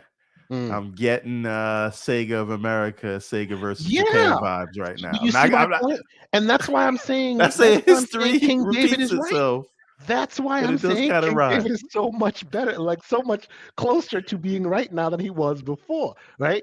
Like this is literally like it feels like history repeating, right? Japan is saying, nope, we've let you go out on a limb. Yeah, you made us some money. Yeah, it's really good, but the brand and the zeitgeist have taken a bigger hit than it ever has, right? And you are the leader. We see you the leader, but you're literally like doing an exorcist, like craning your neck backwards to see what the last place folks are doing in order to keep your edge. That tells you you're in trouble, right? If you're so many leagues ahead, why is your neck contorted backwards trying to see what Microsoft is doing? You're in the lead. Those were all lagging indicators that they were really, really trying to build the plane while they were in the air, and it's not successful. So my question is, after Jim's tenure comes and goes, which, as we know, it's going to take some time, right? But he wasn't even here that long, but still, it's going to take some time. What does Sony turn into? Like, let's assume let's do that thought experiment that King David is not correct, right? I'm not sure that's not the case, but let's just have that thought experiment. Do we see the House of Ideas return because now they flew too close to the sun and realized they almost burned themselves? Is that what they're trying to do with getting rid of him? Exit stage left, grab the gong, get rid of him, right? Because every time you guys have already spent all this time talking about, every time you see him talking about anything, it's money, money, money, money, money. Every time you see a showcase, it's gas, gas, gas, gas, gas. There's no special juice anymore in Sony. Sony's gone. They are literally regurgitating gas games, license live service games, money, money, money, money, money, money. Does Japan see that and go, nah, man, we're But I supposed was to told Xbox was the one that was soulless, Kay. Yes. Hey, I was told that there's no creativity over there. No, see, so I just want to know that's where this is super, super interesting to me, right? Because Jim seems to be set up to like get as much more money as he can from people, right? And you guys have already talked about it. Gas games, you release 15, one hits if you're lucky, right? But they may be okay. They're lucky if 2 of the 12 hit. Honestly, exactly. two of 12 hit. That's a giant W because what they showed. You got to remember. See, this is also very important, Kay. And I kind of want to just double down on what you were saying. Remember, everyone said it. They were too good to be a part of any shows for 2 years, folks. Yep. And then when they finally come back, where we all, even us, the Xbox, thought it was going to be the Year of Dreams Part 2, it wound up being the year of the crapper, right? No one wanted anything that they were showing. And then they show up again, the super secret show. Now, granted, Spider-Man looked great. Final Fantasy VII Part 2 looks great. But the rest, not so much. Well, Boom, let me and add what's one coming more out thing. next? Right? What's coming out? We don't know. Okay, let me All just that add is part of the sauce. Please go ahead. One more thing for some flavor here. One thing to understand in the sort of video game industry is that everything you see now, every game you see now, is the result of planning from 3 to 5 years ago. Right? So the question is, what's the plan for next year and 3 to 5 years from now? And if that's not in place, and that's what I meant, like, is this sort of a canary in the coal mine of something else, or is this just a culmination? And one other thing that I in my soliloquy in the beginning, and I just thought about, I don't remember, maybe it was something OBM said that reminded me of this. I also wonder what this whole ordeal has done to their relationship with their partners, because throughout this process, we've seen Take-Two be on Microsoft's side. Yeah, I was We've going to seen bring up EA be on Microsoft. We'll come to you, Hard Geek, because I want to get about the negatives that you were talking about. Yeah, we'll get to it. We've seen EA come out on Microsoft's side of this thing. We know Ubisoft's on Microsoft's side of this thing. And Sony's premier partner, Square, is now on stage with Phil Spencer, not Jim Ryan. Yeah. Right? Yeah, one of the things you got to look at. Wait, go ahead, sorry. Yeah, and listen, they had Persona on lock, and now Atlas can't make an announcement unless Xbox say so. Yeah. Right. So we thought you had the Street Fighter 6 exclusive, and now it's everywhere. Right. So what I'm saying is, these are the premier publishers in the industry, and they're all looking like they want a new Gambino. Right? They don't like Odin anymore. They want to get rid of him. Some of them are turning state's evidence. So it seems. Yes. The king So is dead. They need a new Long live the boss. king. Wait, Right. let So- Harky New jump in. boss. Harky, jump in So for a one hot of the second. things that you brought up here, right, is one of the negatives is they went to all the regulators saying that this was too big. One of the problems you do when you do that is you're telling EA you can't ever be sold, right? You're telling Take-Two you can't ever be sold. No shareholder wants to hear that. No owner wants to hear that, because at some point it will probably happen. And if you're telling somebody that there is such a thing as a single game that defines the industry and is a required input to every platform, even though it's crap, that's the total baloney, since you had Nintendo, who was surviving, thriving, doing so phenomenally well without it. But, we don't compete in that world. Look, that's going to piss people off, right? All of those shareholders are listening and saying, are you telling me I can't sell EA? Are you telling me I can't sell Take-Two or Ubisoft? Are you telling me that I'm done? Square has to stay on its own? Like, this is bullshit. Every one of Yeah, those it's companies true. is going to absolutely have the potential at some point to say, I'm going to merge with somebody else or get bought out. That's a normal part of business, right? If you're telling somebody that you're too big to possibly look, Star Wars was bought. Star Wars is the Marvel was bought. biggest freaking movie franchise. Yeah, Marvel. Like, seriously. Like, Marvel was made by Disney into a much larger thing, but Star Wars was the franchise in movies. It was bought. Could you possibly come out and say, no, that's not possible because it's a required input? What a bunch of crap. I mean, But Harvey, that is what Sony did. To be fair, probably during that, you know the context of during that Star Wars thing, and besides probably the judges and the regulators are all Star Wars fans who wanted Disney to do right by it. There are asterisks Good all and over that or time bad frame. is irrelevant. The reality is you can't say that something is so big unless it actually is, right? So for Sony to your to come point, it out and does say that create there's precedence. no It does world, create precedence, yeah. it is no world in which they could survive without one game.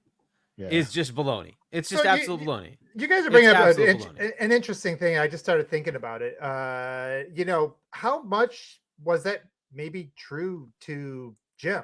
With Oh, we know it wasn't. We saw the leaks. But We I know guess it wasn't. No, I guess what I'm saying is, like, looking at it another way is how much does the acquisition of ABK and Microsoft getting that marketing deal, how much did that impact Sony and make them go, you know what, we got to maybe relook at our strategy in general, and that might be what sort of has them Fantastic. reassess. Yeah, and that could be indirectly be. I'm not saying it's bad. I'm not saying it's bad because that's what you want. You want disruption. For me, that's what I want. Yeah, I want to see absolutely. disruption. I want to see companies react, right? And try to figure out ways to add us value. I don't care, how these jillion-dollar companies are going to figure it out. Let them figure it out. I'm not worried about their pocketbooks. But but going back to that, I do wonder if the ABK thing was sort of a brand, a branching point I'm telling you, Sony. OBM, I'm telling you, after the ABK deal went where it went, that was the canary in the coal mine. That was the nail in the coffin. Pick your analogy. Like had ultimately Microsoft not won this thing, I don't see Jim leaving. Because he would have been, I said it on ILP a long time ago. He is on the annals of snitches. One man taking a piece out of a $70 billion deal. But at the end of the day, and you'll hear me say this only one time and one time alone, so pay close attention. Everborn Saga was right on this one, because ultimately, what did it get Jim? It got him fired. It didn't give him anything else. And if you really pay close attention, and we were talking about this before, if you pay close attention, had they worked with Microsoft, the deal they would have had for COD would have been far better than that get what you get and you don't get upset bull crap that's happening today. All of that can make people look at Jim, people who can control Jim's availability to stay there and go, sorry, sir, it is your time to go. You could have and should have worked with them, because the deal probably would have been to our liking more than what we got at this point. Right? All of that is Listen, exit stage. I'm going to tell you right now, Microsoft probably would have given them all ABK titles. Oh yeah, yeah. Had they been but what Phil tried to do, he tried to get all of the ZeniMax titles also, because he's just like, yeah. I mean, I'm throwing it on the table. Jim what you gonna do? The ZeniMax, right? Like, nope. That's the deal you could have gotten, but no. And him and bringing the ZeniMax conversation into the ABK talk is where it was a wrap. That's when it was over. That's when it started going downhill, for sure. Yes, absolutely. So some of the other negatives that I saw, anyways, is and I think we've all said it. He was more about the money than he was about the gaming, and that unfortunately, like if you're in an industry and your driver is not that industry, then you just get different results. That's like going to a barber who has a bad haircut, leaves you with not good confidence. You know what I'm saying? It's just exactly. You need somebody who understands the industry, the gaming, is an enthusiast of it, right? In any given industry, right? If you whatever you make, right? So you want them to have an actual affinity for that, so that they care about what they're putting out there. His intent was always driven by money, which is why he canceled all the live shows, which I hate. I think they should have live shows. I think they should bring enthusiasm. I think they should have fan fests. They should bring back, a level of engagement with their customers. So and right now the engagement is just crap. It just is. And like, I don't know why they've gone down that, well, beyond the fact that it's money, that's the only thing I can think of, right? Otherwise, you would always do that. To your point about money, engagement.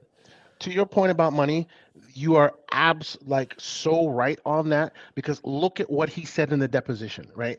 Everything he said that was negative about Game Pass, or anything that was negative about what Microsoft was doing, was focused on what do you call it? Value shareholders. Exactly. Value destructive. There you go. Not value destructive for the customer. No, the consumer had nothing to do with any of that conversation. It was all about those who own shares, who then expect their return on investment, and Game Pass is ruining that. Now, full disclosure, those who own shares includes me, but I'm happy with Game Pass. I'm a Sony shareholder. Yes, I'm also a Microsoft shareholder. I have Google shares. I have everybody. Exactly. Whatever. I have everybody. Exactly. but that's the point, right? The point was, it's the fact that even when you were allowed to speak, lie to the people. Find some way of making the consumer feel like, yeah, they're against us. No, he didn't even bother that. It was, hey, it's value destructive for the shareholders. AKA the consumers. They are the pay pigs. They are the fleecers that are there to just give. That's what we like to hear, right? Right? Exactly. Oh, the shareholder made money. I don't care. Please stop this from happening. Because if you don't stop this from happening, those pay pigs won't have to pay anymore. Oh my God, what a worst thing in the world. That was the canary in the coal mine. Yep. And again, the move to gas, obviously that is not one that I want. No, we talked about that. But we literally talked about that on the show. Yeah. Yep. Very negative move from me. I want those studios making the same kind of games they always make. And I don't care if they make new ones or whatever. That's fine. That's great. I don't like the idea of taking, those studios that make stellar single player games. Keep making single player games. Just make the stuff that you like to make. I like the Microsoft model. Studio, what do you want to make? Cool, go do it. Right? That's what it should be. And instead of where there's publisher telling you this is what we want to do. Because every time we've seen that happen, it's just been a disaster. And I would love to see that go away. I don't know if the new person comes in does that or not, but we'll see. The other thing I don't like. Hargy, real quick, I see somebody in the chat pose the question, and I have to ask you that. Do you see a world where out of nowhere, now we have an actual proper day-and-date Game Pass competitor in the form of PlayStation Plus when Jim exits stage left? It's a viable It's a possibility. I don't know about that. I would just start with at least day-and-date PC. At least do that. Expand your sales reach on the PC side. It would be great if they did that. But the thing they should be doing is looking at the smaller games. Exactly. Which is another thing Jim got rid of. And yes. Well, you don't have to do it exact, right? Games. Yeah, you don't have to be like one for one exactly what Microsoft is Exactly. doing. They could have put smaller games day and date, right? Yeah. Even their own smaller games day and date, but they don't have any smaller games. They have They great shut down marketing. all of that. They have great marketing. Like the fact that they haven't been able to do more with their subscription is just because of, again, the focus and the execution. But like, and I you hear a lot of times hear people say, well, Nintendo's doing what Nintendo does, Sony should do what Sony does, and that is fine as long as you are okay with limiting your growth, with limiting your ceiling. And for some businesses, and this isn't like every industry, a lot of businesses are okay with that. We just want that profitable slice. And if this lasts for a long time, that's fine. We don't need to be, planning on growing, exponentially over the next 10 years or whatever. But if they are, but my feeling is Sony, as a, large publicly traded corporation, even though they're not as large as Microsoft, I don't know that that's necessarily good enough. And you look at even like It's definitely not OBM, because like Sony's profit is driven by PlayStation. Yeah. And so they need to increase that. They need to keep growing. Right. And And that's the thing about being publicly traded. It's not good enough just to make money, because investors don't invest in you just to make what they made you, just for you to make what you made last year. They invest in you because you're going to grow and grow them money. And when you don't do that, the investors, who are really your bosses, right, at the end of the day, find new people that are going to help them grow their money. So and I know like Nintendo sits in their own like slice of the market, and they do that with their limited ceiling, they're but very profitable. they are very profitable. They almost have a monopoly, and that's the thing. They almost have a monopoly, if we want to go by what the regulators say they do, right? In their own type of market. But for where Sony is playing, for that that core gamer that plays all the big mainstream games, that run on high powered hardware, there's going to be, not just from Microsoft, like everybody always talks about Xbox versus PlayStation, competition is going to come from everywhere, because Sony relies every year on a certain amount of new gamers coming in because of friends. They're for the first time, they're old enough to play Call of Duty, and they buy a PlayStation, and eventually that is going to get diluted just because of where the industry is going. So if they don't prepare themselves, that doing the same thing isn't going to get them the same results, right, over time, especially relative to where everything else is going. Now, he did mention one thing where they do need to go into mobile, and I think, again, like everything they've been doing, they're very, very many steps behind what Microsoft is doing, because they've already gotten far further into their mobile journey, especially when you get King, right? And that's something that Jim Ryan is now starting, and unfortunately, like that is a major part of the pie. It just is. And if you start looking at the next generations, it's PC mobile. That they're not playing console, right? So you have to look at that and say, all right, cool that you continue to keep getting the same customers that have grown up with consoles. They keep buying them. What are you doing to attract the next, right? And Microsoft's had that strategy for years now, that we're gonna go mobile, we're gonna go mobile, we're gonna go mobile, right? And you need to do that. And now he's recognizing it. Fair enough. They bought a small mobile developer, I think. Like, was it last year? I think it was last year. Yeah, it was. It's a small team. Yeah, right. Or maybe it was this year, but in the last year or so, they bought one, and they need to expand in that area a lot, right? And to start bringing their things into the mobile arena, they've started to recognize that. Great, but again, that's going to take them now years to get into that position where Microsoft's got King. Right, they're gonna have that now as a big leg up. It's just the way it is, and as we were saying, like, it just prints money. It just prints money for them. King, right? You mean 20 billion selling? Yeah, exactly. King? It's just gonna print money. They bought Minecraft for, was it like $2 billion, and that thing has been churning. It's just money. It just prints money. Literally, it's just prints money. Constant revenue stream. Such a good investment, right? And those are the kind of things you want to see, right? So if you're going to go down this path, and then look, they bought Bungie, and hopefully that will actually turn out to be a very profitable venture for them. But we'll see how that goes, right? Destiny's kind of winding down. They now have Marathon coming. We'll see where that goes, right? But I don't know if these things were all part and parcel of what they were looking at, right? The industry pies are pretty much there. It's 60-70% of the revenue is coming on mobile, right? There's a big chunk on PC. You're starting to get there, but you're not getting enough results, right? You're starting to put your games there, but because you're putting them out 2-3 years later, the buzz isn't there, right? So you're not getting that massive sales, but you get some. Some of the games did well. They didn't do as well as they could have, right? So this is kind of the thing, right? I'm assuming all of this was looked at. I think a lot of it also has to do with Japan, right? He basically shut down Japan, right? Their Japan studios was shut down. They have like a little one that's making that Astro whatever, right? That's basically all they have. That's the only small thing they the make. Astrobat studio. And I'm like, that's just not like they used to be a powerhouse of making weird, quirky Japanese games. It's all gone. And I actually like some of those games. They were kind of fun. They were just weird little things, right?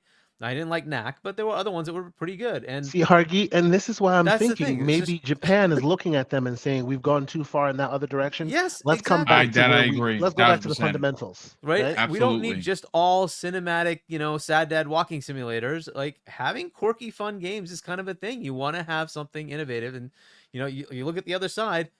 Even Nintendo puts out all sorts of cool new stuff. They just do, right? They out of nowhere have made one of the biggest shooters in Splatoon of all things. Splatoon right? with paint, yes, Right? and It they've is made what it 3 is. of them, and there's a They'll make 4th one in quirky development. So games, there you right? go. Yeah. Along with their big Zeldas and Marios, they have that still, but they'll try all sorts of other stuff. Why not, right? And Microsoft now has a whole bunch of studios that can make all sorts of like Pentiment and Grounded. Like they're just like, yeah, go ahead, try it. Why not? Let's try quirky things too, and then we'll get the big AAA stuff too, right? So, we're just not seeing that with Jim. And again, it's because he's not a gamer. If you had Sean Layden or somebody else, they want to have those things. They want to see something cool, right? Because they want to play it. So, Well, it's interesting. One we'll of see the where that biggest goes. conundrums for me as a PlayStation fan, which of course I am. Okay, so they failed in their direction for the Last of Us factions 2, which they promised 3 years ago. Okay, what's still a conundrum to me in the direction of of the gas movement that we saw happening in PlayStation is there was no SOCOM to be found. And SOCOM, folks, I'm here to tell you, maybe if you play it now, it looks like crap. And I would agree because we're on a PlayStation 2. But I'm telling you, you take a Bungie and their know-how and you bring out a SOCOM exclusive. I am telling you, it would give even Call of Duty a run for its money. So boom, and that boom. was nowhere to be slated. Really quickly, this brings a quick question to mind that I ask, and you bring this up very, very clearly with this exact SOCOM conversation. Yeah. Why is it, and we've accused Microsoft of this, but Sony can also get this accusation as well. Why is it that they always many steps ahead and then drop the ball before it becomes a thing? SOCOM was I agree. way early. So was Sony's cloud streaming way early, and then they dropped the ball and let it go away. A lot of their stuff that now is the hot button thing you were talking about today, they started years ago and then dropped the ball. Yes. Very strange. Very, very Yeah, strange. And now they're behind the 8 ball on something that they originally started. Yeah, but Yeah, and that's what you it's- need though is SOCOM was a multiplayer game, right? That's the point. You need to kind of have that, baseline of understanding of It was how a to deal very with multiplayer. popular one. People loved that franchise. And that can stretch into live, right? That can stretch into live. But taking a single player property and trying to make it like, okay, good luck. Yeah, you good know? luck with that. But Listen. look, all the ones they've tried up to now, that's another one of his fails, is all the ones they've tried up to now have failed. Right? Yes. They've had Babylon's Fall. They've had, what were the other ones? There's a couple of Gaz games that they've released. All of them failed, right? So they've been striking out. That's another part of his legacy, right? On the negative side. And unfortunately, like, you're going to have to get used to this. Like, gas games have a very high likelihood of failing. And then maybe 1 or 2 will actually take, right? And to your point, that's what you need to do. You need to take something that already has a good multiplayer foundation, good, like, a short game loop, and then make that into a live thing, right? You should get in for 5 minutes and you can play it. And then you can also change things up by having skins or whatever, right? That's what you need to look at. And I don't know if they're going to do it. I just can't imagine how you make God of War into a live game.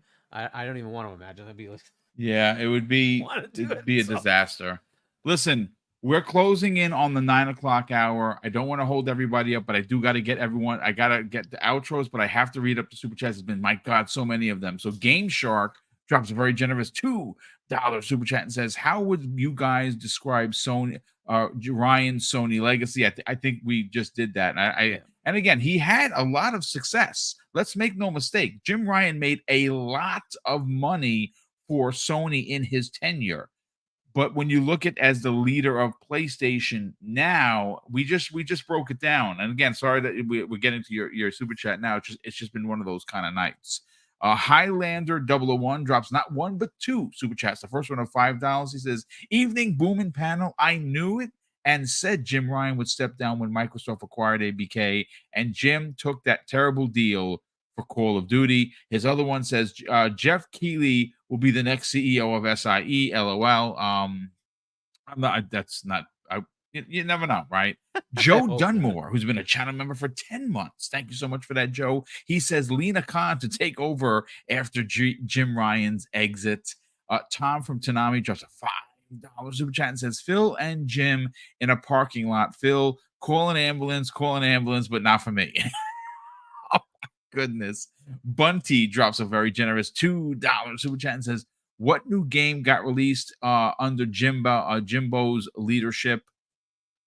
I don't know. I mean, I think everything that has released up until maybe Count Returnal, maybe, but even that was second party, and then they bought the Yeah, studio. Returnal wasn't his idea. He said it was good, and then he bought it. Right? I mean, everything else has been like sequels. It's been under Layden. Layden remakes. was the Layden years. You saw the God of Wars and you saw the Horizons. That was all Layden, to be honest with you. It's like when people give Don Matrick credit, and it's like, no, like it was all the guys that were before him, the Jay Allards, the yes. Like Peter Moore, the even before that, Peter Moore, Blackley, and Ed Freeze, like those guys set up that pipeline that delivered for the first half of that 360 generation, and then Don Matrick came in there with the Kinect idea and just kind of rode the wave. You are right there. Is it right to assume that anytime this happens, you always credit the last CEO for the first half and then the current CEO for the second half? Yeah. It takes 5 years, right? Especially nowadays. Years, especially now, it takes longer than it did before. 5-6 years. When you make these consoles, they take a long time to plan. Every game that you release, takes like 5 in the AAA game space. Games are taking longer and longer to make. 5 to 7 years is the new average, right? 3-bit. Yeah, that's the new average. It's like, it's like 5 to 6, 5 to 7. Yeah. Okay. I would say. Yep. Someone brought up a comment that I do want to bring up and see what you guys think about it. It was a while ago. The Calorie, he said, he bring up the point that the interim CEO is the CFO and COO of Sony Group and is not coming from SIE. PlayStation. To me, that shows that Sony Group isn't happy with SIE as a whole. That was his comment. Yes. I do think that's an interesting point. That he's not coming from that side of the company. Exactly. What do you guys I think Santa, you said that, right? Yeah, I was saying exactly that. The fact that Herman didn't replace him, and instead Japan is now replacing him, and it's happening immediately, tells me 100% that these guys are not happy with what's happening. That's why I'm like, hey, do we see them pivot and make different decisions? Because it seems like right now, what Jim is doing, they don't like, and now they're trying to replace him because of it. Does that now mean that we then see, hey, indies are now all of a sudden in their Game Pass equivalent, or we see different things that you would never see Jim do, we might see now, because it looks like just like Jim muscled out the other one, they're muscling out Jim now. They weren't they treating their Japanese division pretty oddly, if I remember? Yes, they were. Yes. They closed it. They shut it down. Yeah. So, I mean, this could be sort of a call to that, and very interesting. Very interesting. I do think go ahead.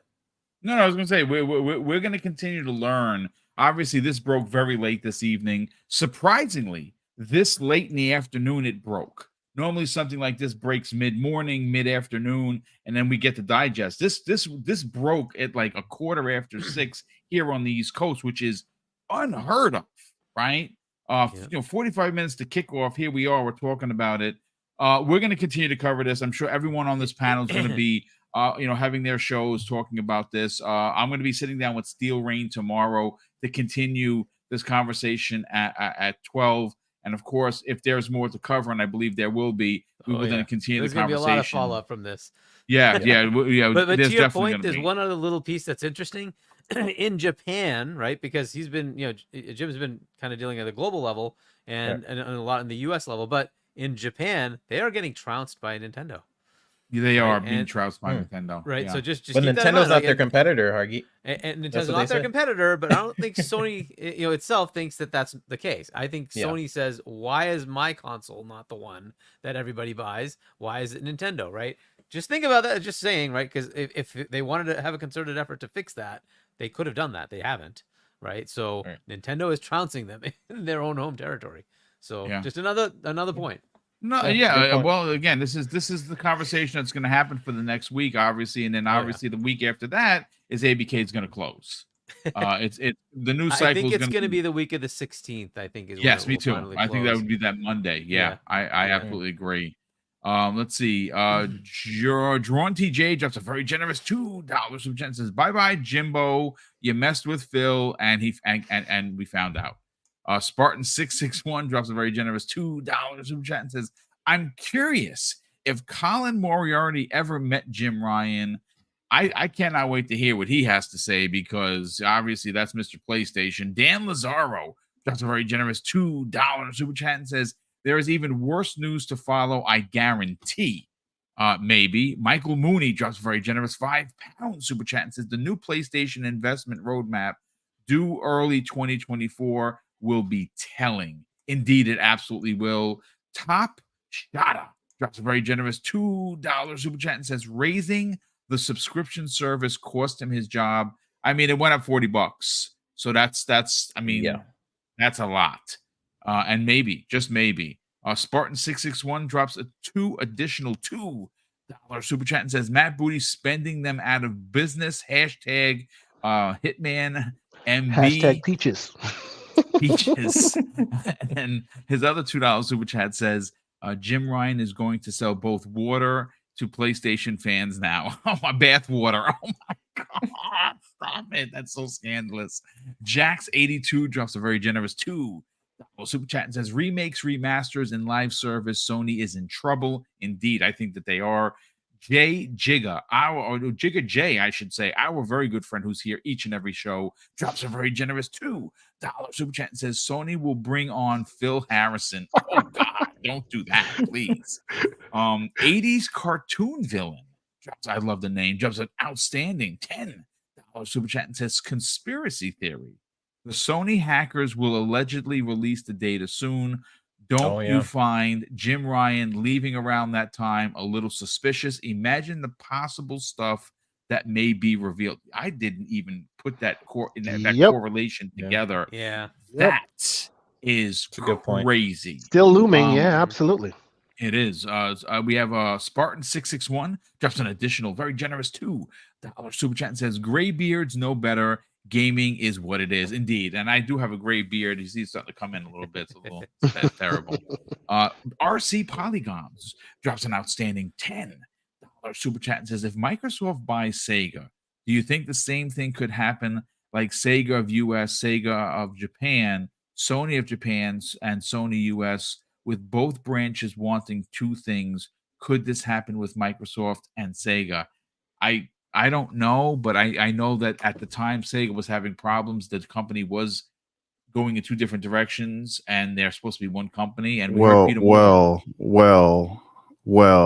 Yeah, I don't think in that instance, Sega of Japan was in charge. Yes, they they didn't were like being upstage. In this situation, it'd be a different. There would be a different set of people Phil in charge. would be in charge. Just putting that out. And if I'm Phil. If I'm Phil and I get Sega, I'm getting Peter Moore on the phone. Yeah, absolutely. I want him for ABK. I want him for ABK. I think Peter Moore would be dynamite for Activision. Like, bring that dude in. That guy. I didn't even think about it. Did you? Oh, go ahead. Sorry about that. No. I was just saying Peter Moore likes coming in for the underdog, and I know he would love, because he's a diehard Sega dude, he still has the jacket. Give him right? give He's him the keys to the kingdom. That right. you know what that's With like. an And like I unshackled said, this budget. is wait a second. You know exactly what you're putting down is like when Mike Ybarra became the president of Blizzard. Blizzard has always been his favorite company. That is like coming home. If they Yeah, I got was just Sega, thinking of it as a challenge, though, right? Because he's already done Sega, and Sega's small in comparison to AB. ABK is, as I understand, like 17-ish thousand employees. It's Yeah, a it's big. behemoth company, right? And it's like, hey, here's a new challenge for you. Go make this into something, right? Go. Like it's already pretty good. Go make this into a Microsoft property that's going to be awesome, that works with Game Pass, that can now do Call of Duty, but along with a whole bunch of other games. Let's see what you can make happen, right? And that would be an awesome challenge for. I'm just thinking instead of Unity, which I don't know what the heck he's doing there, but maybe this is a better potential for him, right? Other than running Xbox, which would be fantastic too. But I mean, Phil's doing a pretty good job. So Yeah. You guys brought up Peter Moore, and I don't know why this just clicked. It probably is too late in the show to get into it, but I was listening to the second half of that, his interview on ILP, and he talks about creative destruction, right? When him and EA basically dropped their stock price and did things investors and consumers didn't like at the time in order to be ready for the digital paradigm shift they saw coming.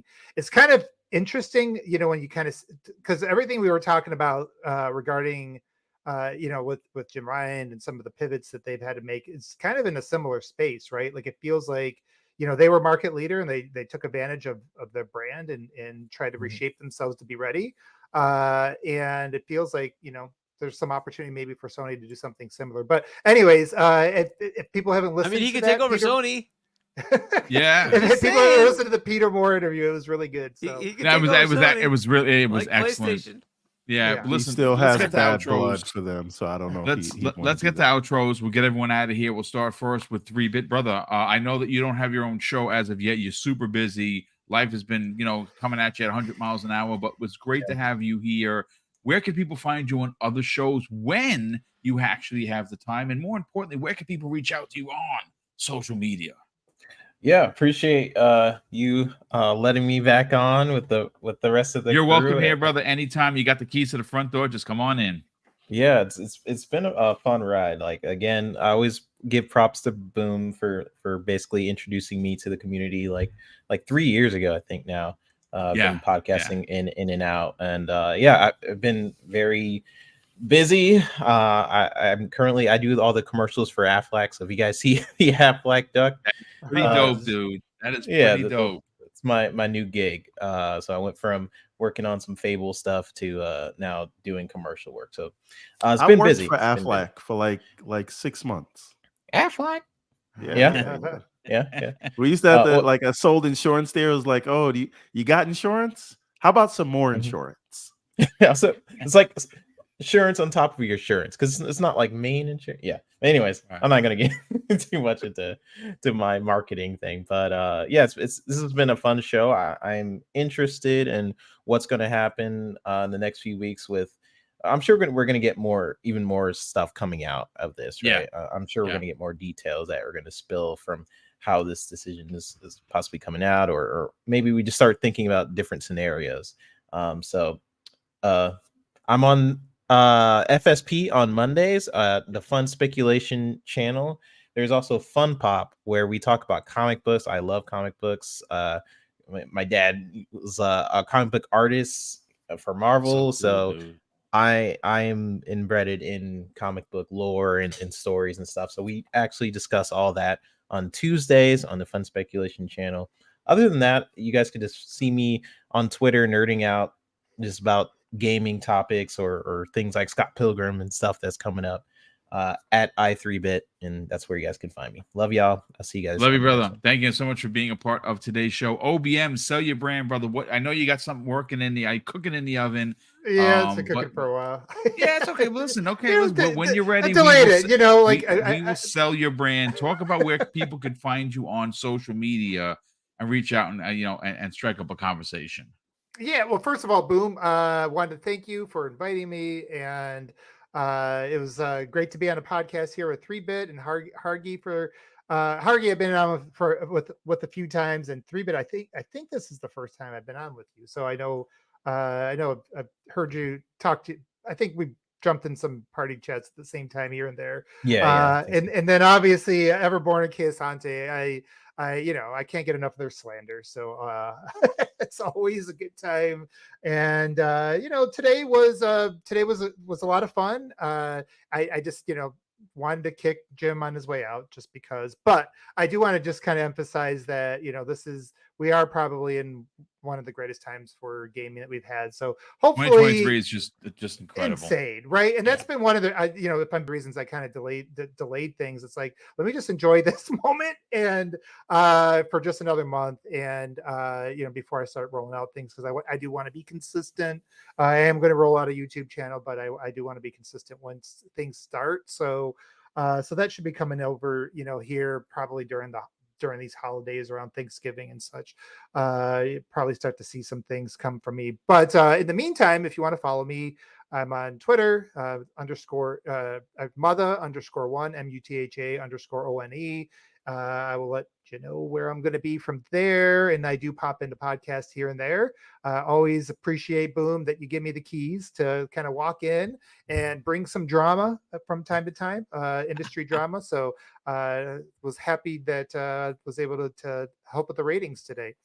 Listen, you always bring your knowledge for the industry is stout, and it's unchallengeable, and we're very happy and privileged to have you here today. And anytime you want to jump on, you're always welcome. Let's Hargeet. I don't know. I don't think I have to say that a Sauce video with a pony getting punched in the face is on the way. My question is, when is someone going to dress up as Jim Ryan? Because we've seen the assaults go with the with the former Kotaku writer. We've seen those, and I love those. Those are great, especially when he's in the shower and he gets assaulted. That's great. But talk about it. Where could people check out Game On Daily, see Asa and Gaz, and of course the Septic Sauce, which has taken off for Gaz's own channel, and more importantly, because we can't find you on social media because you're smart, where could people reach out to you? Yeah, so reach out to me. I'm on Discord and Xbox. HChani is my gamer tag and my handle on Discord. And then so check out GameOnDaily.com and YouTube.com/GameOnDaily, and Septic Sauce if you want to see the sauce videos. It's a YouTube channel for Gaz. So check that out. I'm sure there'll be some fun here. This is good. I don't know if he actually. I think he was probably up with this game out. Oh, he was up because he was tweeting about it. Tweeting. Yeah. He tweeted hashtag sauce. We will definitely put something together. And then of course, RDX Dealer Gaming's channel. Check that out Tuesdays, 8 p.m. US Eastern, and right back here every Wednesday, primetime gaming, 7 p.m. US Eastern. But yeah, it'll be a fun week. I'm guessing there's gonna be a lot more fun info. The point about the the hack. Yikes! I think is it next week or the whatever that they're saying. Yeah, it's next week. Releasing everything. Yeah. Wow. Are we gonna have some information, right? So, this is gonna be fun times. The next couple of weeks is crazy. Like next week is probably gonna be the Sony week with all these leaks and hacks and whatever, and then the following week is gonna be the ABK completing and what is happening next. At some point, we probably should talk about. What do we expect, right? What's going to happen right after that comes out? What are our expectations? But we'll do that a week or so from now. But yeah, lots of fun. This has been a crazy month. Game releases, unbelievable amounts of news, like crazy stuff going on. It's like leaky ships everywhere. What is going on, right? So it is the fall season is kicked off big. Like there's a whole bunch and mind you, we still have 3 months left of the year, Hargeet. No kidding, and all these other games still to come. But oh my god, so and the news just does not stop. My goodness. I guess the leaks are tomorrow. Is it tomorrow that they're supposedly releasing? Right? Oh well, then maybe again. This is it's very suspect. Oh my god, please, dude. So the next couple tune of days, into everyone that's here. We're all gonna have you on shows. I'll be joining you on Friday. Listen, you are well. As a matter of fact, it's this Friday.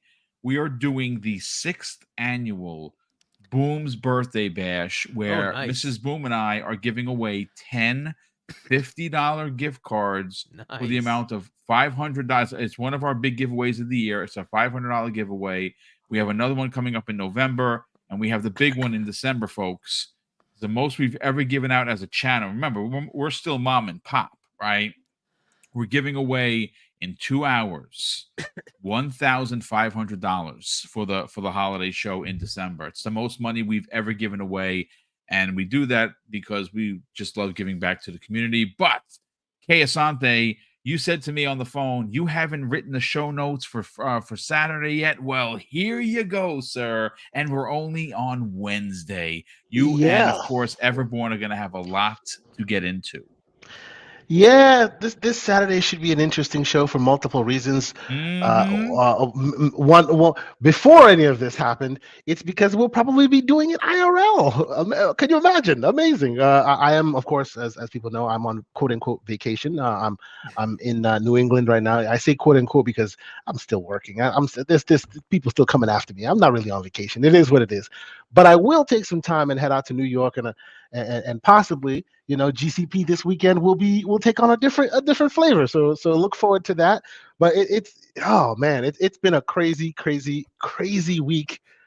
There's still so much more, and it's just unfortunate because I feel like it's giving some of these amazing games short shrift. But hey, it is what it is. Come check us out this Saturday, 10 a.m. Eastern Standard Time. Myself and Mr. Everborn Saga, and possibly some friends, some community members around the way.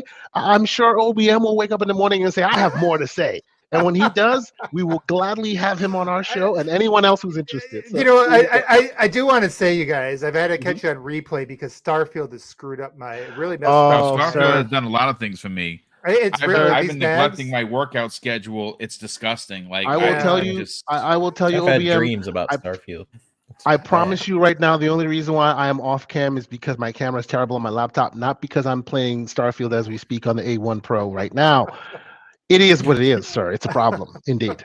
It is definitely. My brother has 12 days in Starfield, and here's the thing: he has 12 days, and he has only 2 powers. Wow. Powers, Boom? Powers? What are powers? Spoiler alert. Spoiler alert. Sorry. Spoilers. There are certain things in the game. Listen, last and no way least, Everborn Saga, brother, sell the brand of Everborn. Thank you so much for being here. You dropped the bars really, really hot today. Made a lot of really great points. Sell it, brother. Where could people reach out to you on social media? But more importantly, buy your incredible anime known as the Everborn Saga. The answer to all those questions is Everborn Saga. Whether you want to go to X, formerly known as Twitter, you want to go to Facebook, you want to go to Instagram, you name it, but most importantly, everbornsaga.com. We are rounding out the last pages of our next release. We got a Kickstarter coming very soon, but we will announce more as soon as we have it. I am going to be working late tonight, but I had to be here because this is crazy. But as we say, hold on to your butts, because I think this is just the beginning. I absolutely agree. But listen, ladies and gentlemen, a big thank you to all of the incredible generosity through Super Chats.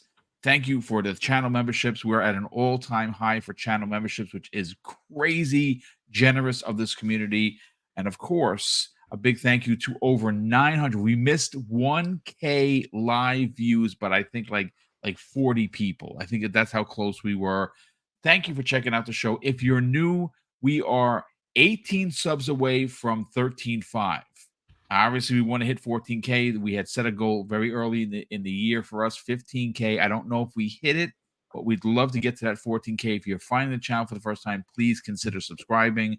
Be greatly appreciated. And of course, I'm going to close out the show with something that's incredibly important to me. Hopefully one day it'll be important to you. And that's something that my dad taught me with kids. And he would say, Craig, treat others how you want to be treated. And also, it doesn't cost anything to be nice. You live by those rules, son. I can guarantee you're going to have an awesome day. So take care, everyone. And we'll see you next week on the newest episode of Primetime Gaming with Mr. BoomStick and Friends.